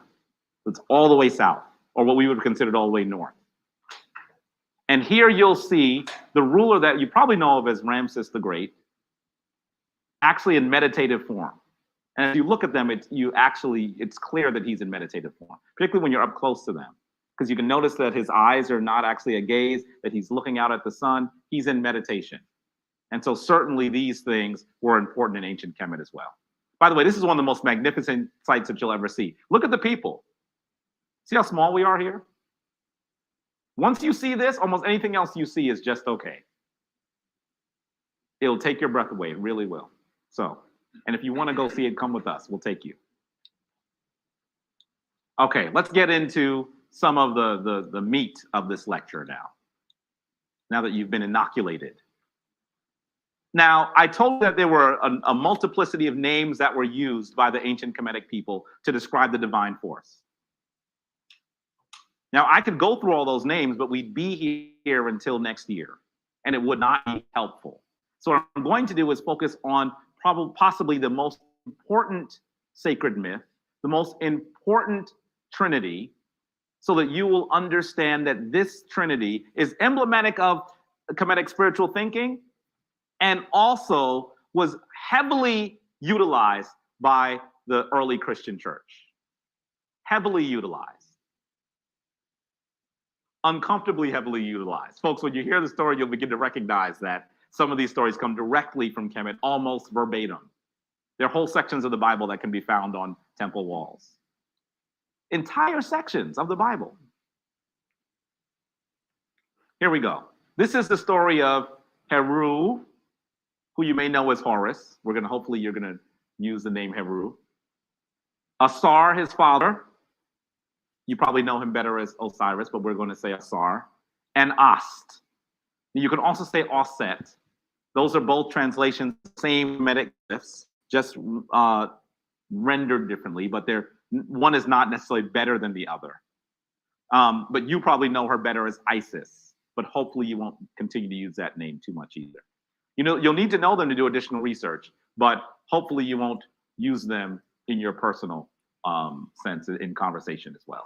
Now, really quickly, this is going to be a distillation of the myth. Asar, the character in the middle, was symbolically and mythically the first ruler of Kemet. And in being the first ruler of Kemet, he taught the people how to irrigate the land. That's one of the reasons why he was so popular, because irrigation in the desert, you can imagine, is an invaluable tool to learn how to grow crops in the area that's desert. Very important. So he taught people how to grow crops. He taught them literacy. He also taught them how to make wine and how to cultivate wheat. We're talking about wheat in a second. If you can get a hint that where I'm going at, trust me, we're going to go there. And so those are the things that were important with what he did. He was a very popular ruler. But his brother, who the ancient Kemetic people at one point called Sutek, say Sutek with me, but also called Set later, say Set with me. His name actually ends up being transitioned to Setan and then to Satan. No. They didn't view him the same way that No. That is not what happened. That is not what happened. We have no information that we don't have any supportive information for a lot of the things that he says. But I'm jumping out the window right now to tell y'all that you will not find a source that will substantiate a linguistic shift in the name, as he just mentioned, from going from Set or Sutek to Satan. That is someone that, once again, what he's doing is he's doing a lot of superimposing. And this is part of the problem and the reason why there's so many arguments about ancient Egypt in certain aspects of people's conversations is because of stuff like this. And then you got some people who like the guy because of his personality and they want to defend him because, they're cool with him and things like that. But, sometimes they might correct him. Just depends on how egregious the error is that they may find a need to do it. But this comes from studying. He says he's been doing 10 to 15 years worth of research. Well, in the 10 to 15 years of research, you would never make some of the errors that he makes in this presentation. Period. A lot of this is surface level stuff. It's not even a deep dig. Some of the other stuff that he's saying, you got to have a little bit deeper and try to extract certain shit that you're not going to get answers to. However, but you going to look for it. It's a rabbit hole. But let the man continue to. Modern world views Satan. He was more a character of chaos that was necessary rather than something you wanted to always stamp out. But clearly this is part of the way that he described. Well, his brother was jealous of the fact that Asar was all that. He was jealous of the fact that Asar was the beloved ruler of Kemet. And so he was hoping that he'd get a chance to be on the throne. And when he heard that Asar was going to go abroad to take the message of Kemet, to take all these civilizing techniques to the rest of the world, he believed that he would be the one that would be able to stand on the throne in his stead. When Asar actually says that his wife, Ast, was going to stay on the throne, you can imagine that Set was quite upset about this. And so Asar leaves, and Ast does an incredible job of running the kingdom as the incredible queen that she was. But Set begins to plot a way to take the throne. When Asar comes back, he convinces him to go to a great welcome home party. And at that party, he has his 70 companions with him, and they kill Asar. Their plan is to next go to Asar's palace to now wipe off his queen. Because, of course, if she was able to run Kemet on her own and keep it prosperous while Asar was gone, the death of Asar would simply mean she would ascend to the throne, correct? Isn't that what you would do if you were a citizen of this country? So he said, I can't just stop it at killing Asar. I have to go after Ast as well. His wife, Set's wife, who has been called often Nephthys, that's the Greek name you may have heard, but her ancient Kemetic name has often been rendered Nbethet or Nebethet. Say Nebethet with me. She actually, instead of saying, I'm going to be queen now, I should just let him go ahead and off Ast, she actually escapes because these are all brothers and sisters. She escapes to go tell Ast what's happening. Ast hears about the plot. She is in great sorrow, but then she escapes the palace with her sister, and they go on this magnificent journey looking for the portions of the body of her husband so she can mystically put them back together and resurrect him. She finds. Hey man, Ujawu does a beautiful job at explaining this whole mythological story. He does a much better job than what this dude doing. This dude is taking the same information that we've all read, and then he's turning around and he is imposing, as I told y'all at the earliest onset, he is imposing these perspectives on the mythology, on a lot of the information, and then therefore we're sent in a spiral, and that's what makes it so frustrating. You think someone of his character, demeanor, and respect, and who's been in a craft or studying something for quite some time would have enough know-it-all or wherewithal to examine the information more accurately and deal with it. But it's finds all of the pieces of all of the 14 pieces, she finds 13 to 14 pieces except one. Does anyone know what one piece she didn't find? Nice and loud. The phallus, the henonym. She does not find the penis. But that doesn't stop her. She uses her hekau, words of power, and she recreates that member and spiritually takes the seed inside of her. Because one of the reasons why she was so horrified and upset about the death of her husband was not just that he was brutally murdered, but also because they were not able to have sexual congress and create an heir.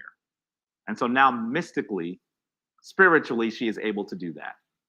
It is probably one of the world's first descriptions of a spiritual congress that creates offspring. And we'll continue to see them all throughout the traditions. Now, today, we often believe that that is in Christianity alone, but certainly that is not. And so she does this, and she's able to give birth to Heru. Then from there, she goes on this long, epic journey trying to raise Heru correctly so that he will be able to take the throne. Eventually, he does do battle with his uncle, and he restores, I'm skipping some pieces here, for those of you familiar with the story. He actually restores the name of his father.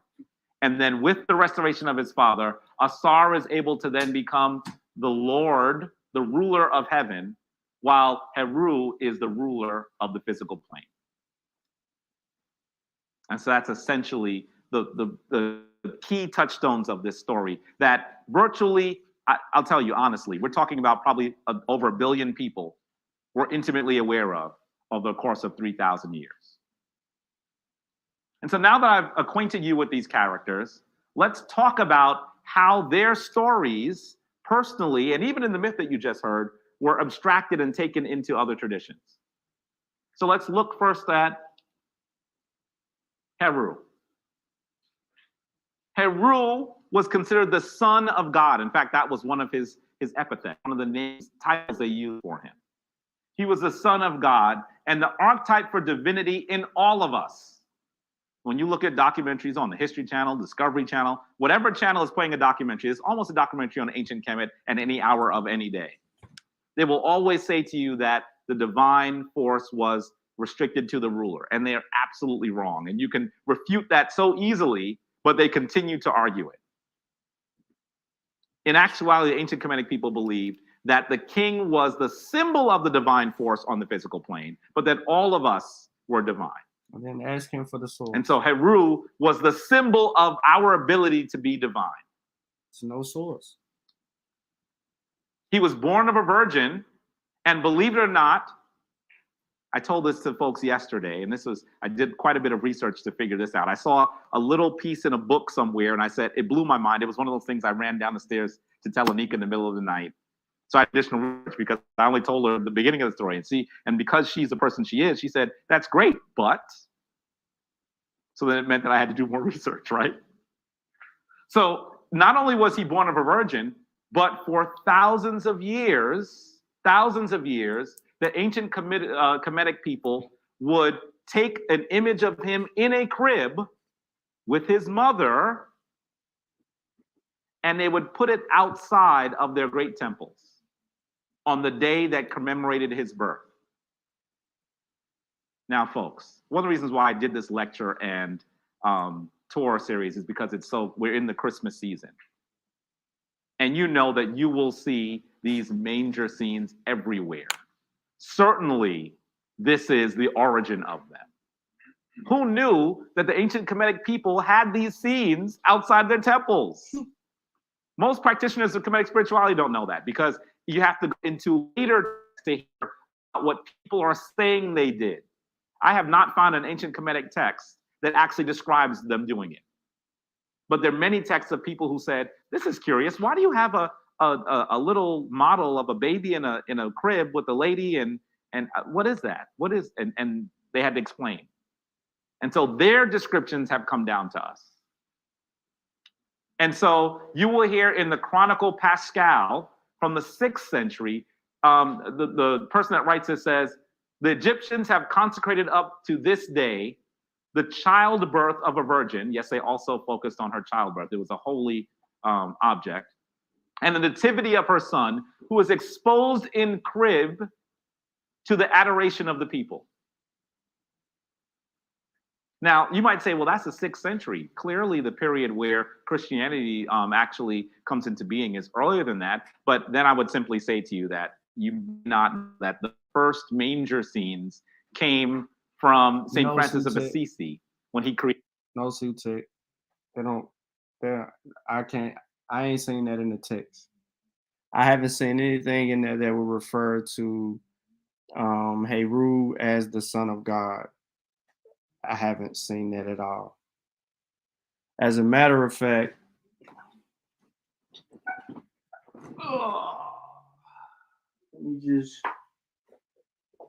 let me grab Geraldine Pines, Pinch, Pete, whatever, however you pronounce her name. Let me just answer that question directly. Let me get his name up first. All right, so this should answer your question. Horus was the celestial falcon and the embodiment of kingship. The conflict between Horus and Set, the two lords, was an enduring theme in Egyptian myth. The name Horus probably means the distant one. Two main forms of Horus appears in the sources. These are sometimes regarded as separate gods belonging to different epochs and sometimes as aspects of the same deity. You have Horus the Great, or Horus the Elder, was a primeval being who initiated creation. All right, you have that. Now, it's a little bit more to it, but I don't get into any of that, and I'm not talking about these other emphases. Let me give you another. Now, hold up. Let me be nice. Let me be nice enough to say that you can find the primary sources for this in the pyramid text 364, 546, 70, and the coffin text 148. And there's some solar hymns and stuff like that that are out there with some more information regarding the cosmology and so forth. Now, you have Horus the child, the posthumous son of the murdered Wazir or Osiris by his sister wife Isis, was known as Horus the child. The Egyptian phrase Hor-Pa-Kared, the Horus the child, was transliterated by the Greeks as Harpocrates. In Egyptian art, little boys were traditionally shown naked with a shaven head, and then they got that plaited side lock, kind of like Shaka Amos. Okay, now, not to go too far on that, but you can get the primary sources in pyramid text 378. And then you can look into Metric Stela and the magical statue text and for additional information. Now, that's for Horus, not Ra, but for Horus. All right, so that's where we at with that. Now, if I go and I start giving you, hold on. If I go and draw this out to be a little bit more, let me get to it. Ra would be the sun god who was the ultimate source of light, energy, and life. The first sunrise, when the sun emerges, a shining bird or a golden child from the dark Watery chaos was the most important event in the Egyptian myth. Ra merged from the primeval form of the creator to make those cosmos and his laws. He ruled king of the gods. That's for Ra. And you can look up the primary source in the pyramid text. Pyramid text 257, 311, 334. Then you got Rahorakti, but you also can just see Ra, because that's gonna give you another rendition of that. But now I'm gonna let these last 8 ride, man. I know I done drag this out, and we ain't even all the way through. Created them in 1223 CE.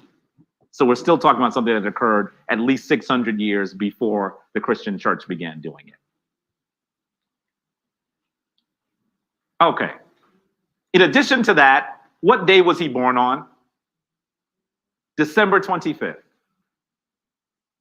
Born on December 25th. Let me say that again. Heru was born on December 25th.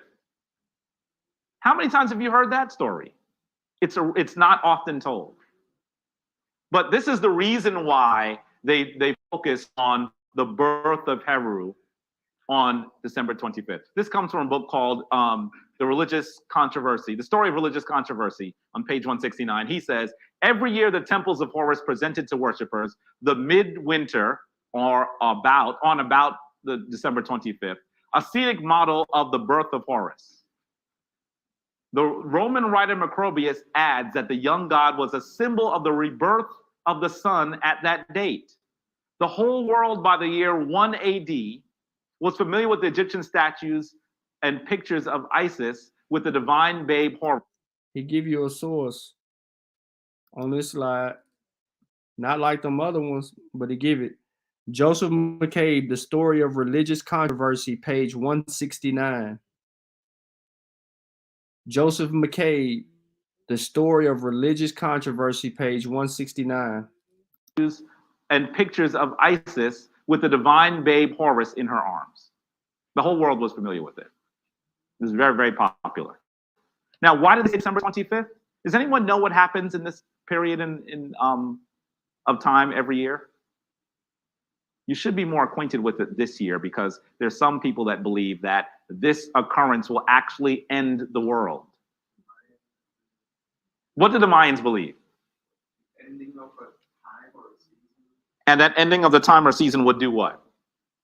Bring forth a new era or a new season. That's right. That's right. So there's some people who believe that December 21st of 2012 will be the end of the world. That's this week, by the way.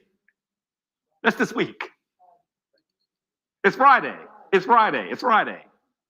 She's calling it by the day. She said, don't just say this week, brother. We have the day. It's Friday. Now, why did they believe it would happen on that date? Because something curious happens every year at that time. It is called the winter solstice. Someone tell me what solstice means. First of all, what does the word sol mean? Sun. Pay attention. And stis is sort of the same as stasis. So what does that mean? To stand still. So at around December 21st, the sun does something very interesting as it appears to us on the planet Earth.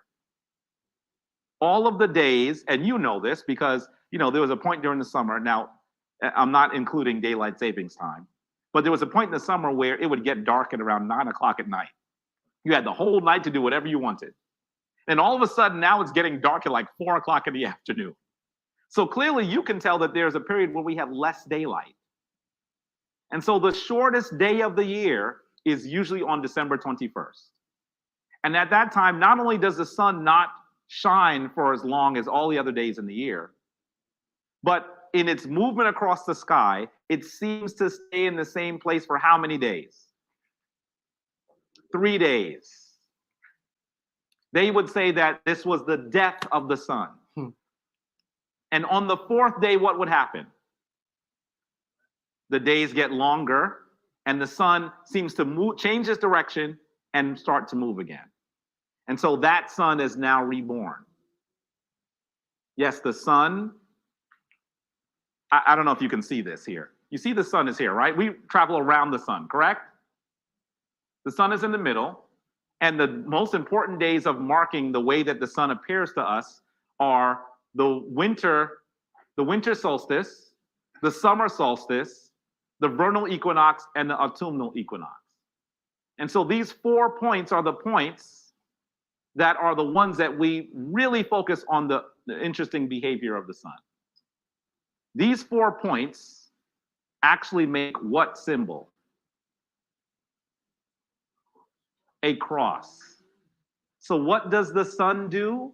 The sun is crucified, dies, and is buried, and returns to life after 3 days. The sun is crucified. That's where the concept comes from. And this is why on December... I didn't make this claim. I didn't make this claim. That's why I haven't been interrupting and saying some of the things that I usually would on any other video, because this is him. This is him. This is not me. I'm not going to assert anything, and I didn't want to tear nothing up, but okay. Y'all like him because of his personality and the way he conveys and carries himself, and he tries to, but I think it's one of the most disingenuous things about him. I think it's one of the most disingenuous things about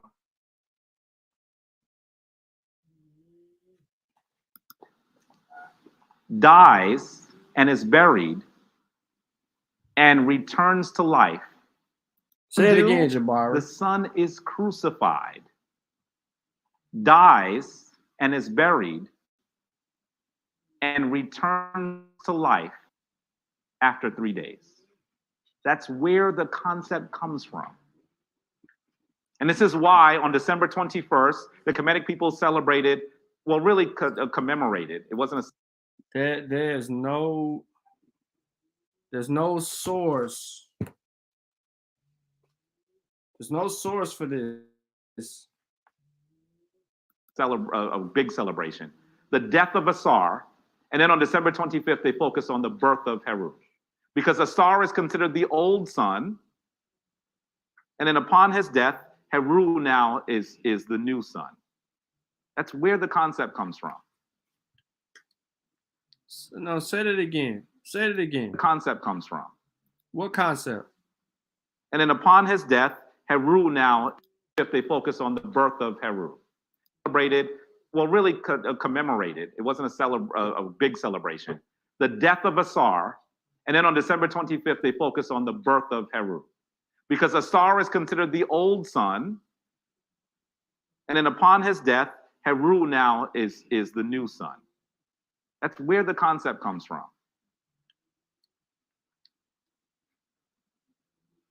Now recognize that in addition to that, Heru's birth on December 25th was heralded by 3 kings. And the Kemetic people called them 3 kings. It's not just an abstraction, what someone told me I was doing. No, they said it was 3 kings. And in fact, these 3 kings are the stars in the constellation that we call Orion today. And those stars, when they point directly to, let me show you a real image of this here. When these stars point, am I in your way? Point directly to this star that we call Sirius today, we call that star Septet. Say Septet with me. Septet was one of the most important celestial beings to focus on. She was personified as Ast. This is the mother of Heru.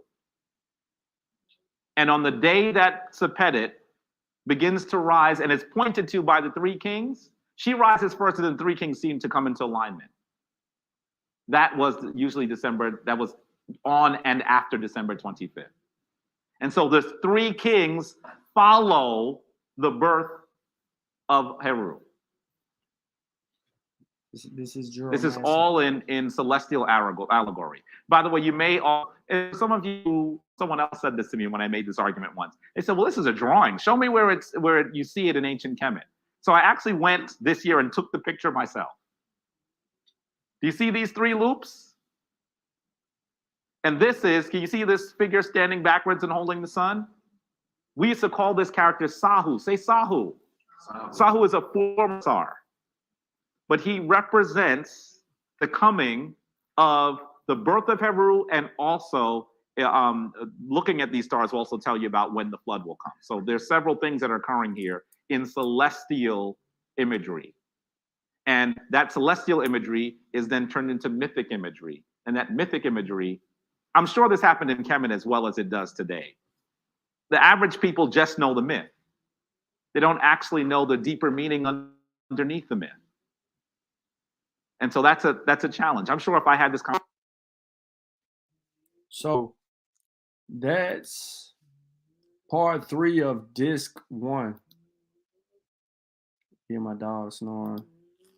That's part 3 of disc 1. And that will put us right here. See, he's talking about this video right here. Osaze and Mary virgin birth. He claims that Osaze was called the beloved, similar to Mary. Osaze responsible for transmission of Kemetic, all of these things. Then he goes to the papyrus of grapes. I'll go ahead and tell you right now, there's no such thing as a papyrus of grapes. But we begin to make this transmission from disc 1 into disc 2. And this would lead up to basically disc 2. Now, what's going to occur is a part 2 to this, and then you can start really extracting all of the things and, kind of dealing with what he want to deal with. But this video right here is 8 minutes.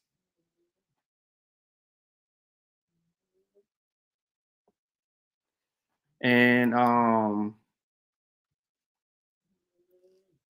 I'll give the 8 minutes just to end disc 1, and then part 2 can deal with disc 2.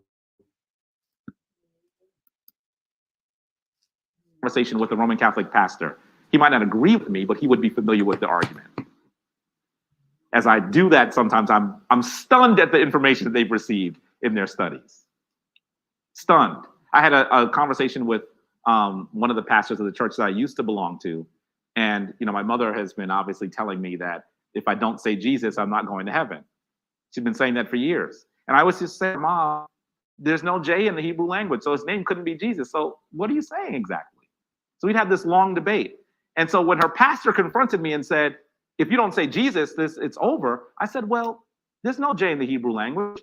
In 30 seconds, he said, well, say Yeshua. My mother, who was standing there, looked like she was going to fall on the ground. Because I said to her, you've been talking to him for 10 years.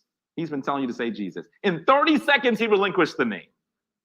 Why? Because he's familiar with this larger story. He's the initiated in the Catholic Church. Hold on, y'all can't see. So that's how it works. This is an image of Sahu on the pyramidion or the capstone of the Merkut of Amenemhet III. And so this is one of the ways that you can see it. I took that picture in the Cairo Museum. I almost got my camera taken, but it was worth it because I was able to bring it to you. In addition to that, recognize that Heru even performed miracles. He even uses spittle to heal wounds. And so this was important for Garfield because this whole thing about spit, right, was something that Garfield could actually get into and deal with it from a perspective based on the research and the information that he actually has to really dispel the argument that Jabari is about to make here. But there's a lot of issues with what Jabari is presenting and that he's never changed and he's had time. Ladies and gentlemen, he's had an additional, when did this video come out? He's had an additional 5 or 10 years to update his scholarship, and he hasn't done that. He's stuck to it. He doubled down on it in arguments all over YouTube. Know that in the Bible, Jesus was known to put his spittle on a blind man's eyes and he was able to see. Well, Heru says in what are known as a coffin text today, I am the one who spits on wounds which will heal them. And there are many other stories about how he is able to heal people. He's raised by a surrogate father. Let's get this a little bit closer so you can see it. His surrogate father is a deity known as Tehuti. This symbol here, by the way, is the symbol of his father, Asar. It's called a Jed pillar. Say Jed with me. Sure. And so they are raising the pillar, which means that he is assisting him in the resurrection of his father. That's what this means. This image comes from the Brooklyn Museum, by the way. I'll tell you where the symbols are, where these images are, because I'm assuming you're going to do additional research. And when you do, go and look at them. And you'll find some very interesting things. By the way, ancient authors used to always say that this was a cross because of the cross beams. I don't go there. But it is a symbol that has items on a 90-degree angle. That is certainly true. He was also known as the King of Kings. Now, if you went with me to the Metropolitan Museum yesterday, you might have seen this. This is called a sarek. Say sarek with me. This is an early form of the way that kings would actually encode their name. So the name of the king is here. His name is Ra-Neb. Say Ra-Neb with me. The Kemetic people believe that if you said their names, they would continue to live on into eternity. And so we must continue to say these names. And so here's the name of the ruler here. And on the top, he's the king, the ruler of the world in many instances, the most powerful nation on the world. But on top of his name is Heru. Why? Because Heru is emblematic of the fourth physical plane, but also because he is the king of kings. And so one of his epithets was, he is Shechem or Shechem. And so recognize that that is also something that was known about Heru. And then he died and was resurrected. There's at least two stories of his death and resurrection, including with his father. And if you came with me to Metropolitan Museum, you saw this item here, which is called, unfortunately today, the Metternich Stela. I'm telling you this because, trust me, you'd want to just Google it. Just Google it, because all of this, you see that you can't see it from here. This is all glyph here. There is a divine sacred story on this stela, written in the smallest fashion. And as I look at the way that the words were chiseled, it seems pretty clear to me that it was all chiseled by one person. I can only imagine the kind of craftsman that goes to doing something like that. So, and you hear Bob say, because as a craftsman, that's the kind of thing he appreciates, definitely. I've seen him go to the museum and just look at pieces and say that he's going to try to recreate it. And I say, Bob, you already have. He says, no, it's not perfect yet. If you look at his work, you can tell that he's trying to come to level excellence that these Kemetic individuals did for thousands of years. It has to come to be brought back into existence once again. And so anyway, on the Metternich Stela, I would call it the Stela of the Victory of Ast. That's what I call it. You'll actually see this image here. Now, usually Heru is depicted as a falcon after he succeeds in the battle against his uncle and is able to be victorious and resurrect his father. Before that, he's usually depicted in human form. And so here he is as a child, holding things that were very dangerous to people. He's holding scorpions and rings and some snakes. And on top of him, he has the head of a divine force that is by the name of Bes. Say Bes with me. Bes is emblematic of the protection of women, particularly pregnant women and children. Now, why does Heru do? And also, by the way, he's standing on two crocodiles. Now, why would a baby be able to do that and live? Well, a quick version of the story tells us that as Ast was walking with Heru, hiding him, because obviously Set had heard that she was able to give birth to Heru and was looking for them to do them harm, so that the rightful heir would not be able to come to the throne. She was a queen dressed in rags, walking with her child among the land, looking for places to stay. And in this particular story on this stela, she goes to a woman and says, do you have room in the home? And she says, no, there's no room here. This is the story of no room in the inn, by the way.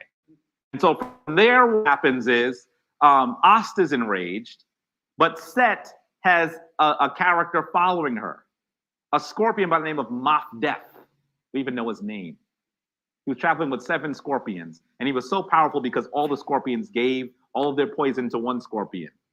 And he pricked Heru, so what happens? Heru dies. Can you imagine after going through these trials and tribulations to struggle to actually give birth to your son and keep him alive, that he is killed? And I'd even say, to give it some humanistic terms, can you imagine what happens when someone looks away from their child and they come back and their child has been done harm? For those of you who are parents, you can imagine what that must have been like.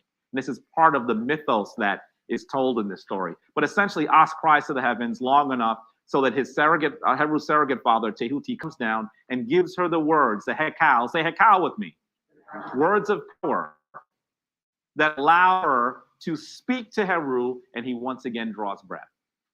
And so after that, he is emblematic of the protection of against all those things that might do you harm. Now, this stele and others like it would have been in the doorway of temples and in very important places. It would have had a basin underneath, and priests and priestesses would have poured water over the top, allowed the water to connect underneath. You would take some of it and purify yourself. Very similar to the way that you would see something like this occur in a Roman Catholic church today. And as someone who was a Roman Catholic, I know the first thing you did when you went in church is you went to the small well for where the sanctified water was, and you made the sign of the cross on your head before you entered. And so this is the world's first description of holy water taking place in Kemet. So that's Heru. And there you have it. That's how he ended disc 1. Just like that. The spittle situation, the whole 9 yards. Truthfully, you only saw 2. I think he sourced 2 slides. The other slides were not. Well, I think no. 1 slide. The other slides were not sourced. Well, actually, the first, yes, he did.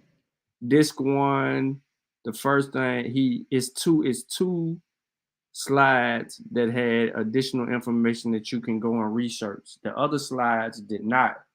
He insinuated a lot and he superimposed a lot. There's not a lot of information that would substantiate or support his position in which he's arguing, because he's not presenting that information to us at all.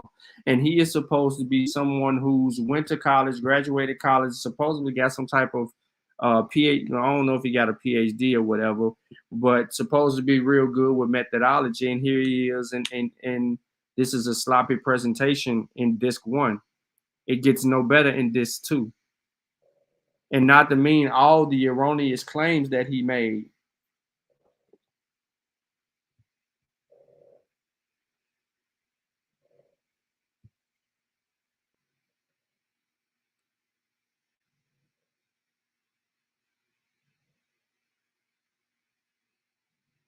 So it's crazy to me that he would make those arguments the way he make those arguments, but it is what it is when it comes to him.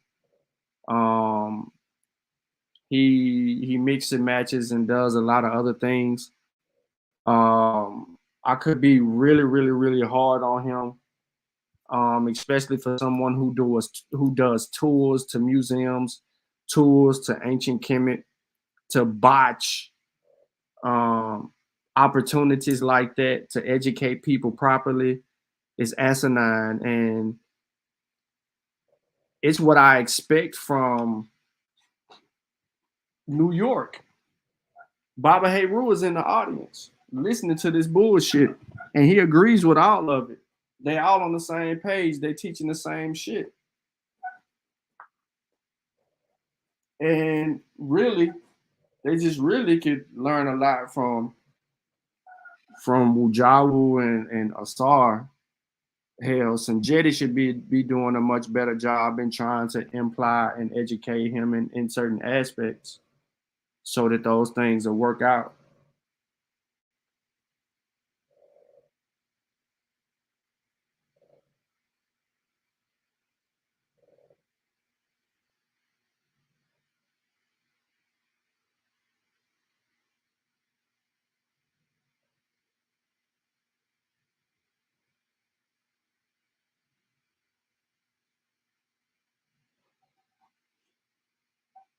So it is what it is with that, man. But let me try to go get me something to drink, man. I'm gonna end this show, man. I'll catch y'all tomorrow, man. Make sure y'all do tap in to Brother Ben, and I gotta work tomorrow. So I might get on the head of that stupid presentation that was done today. But it is what it is. Let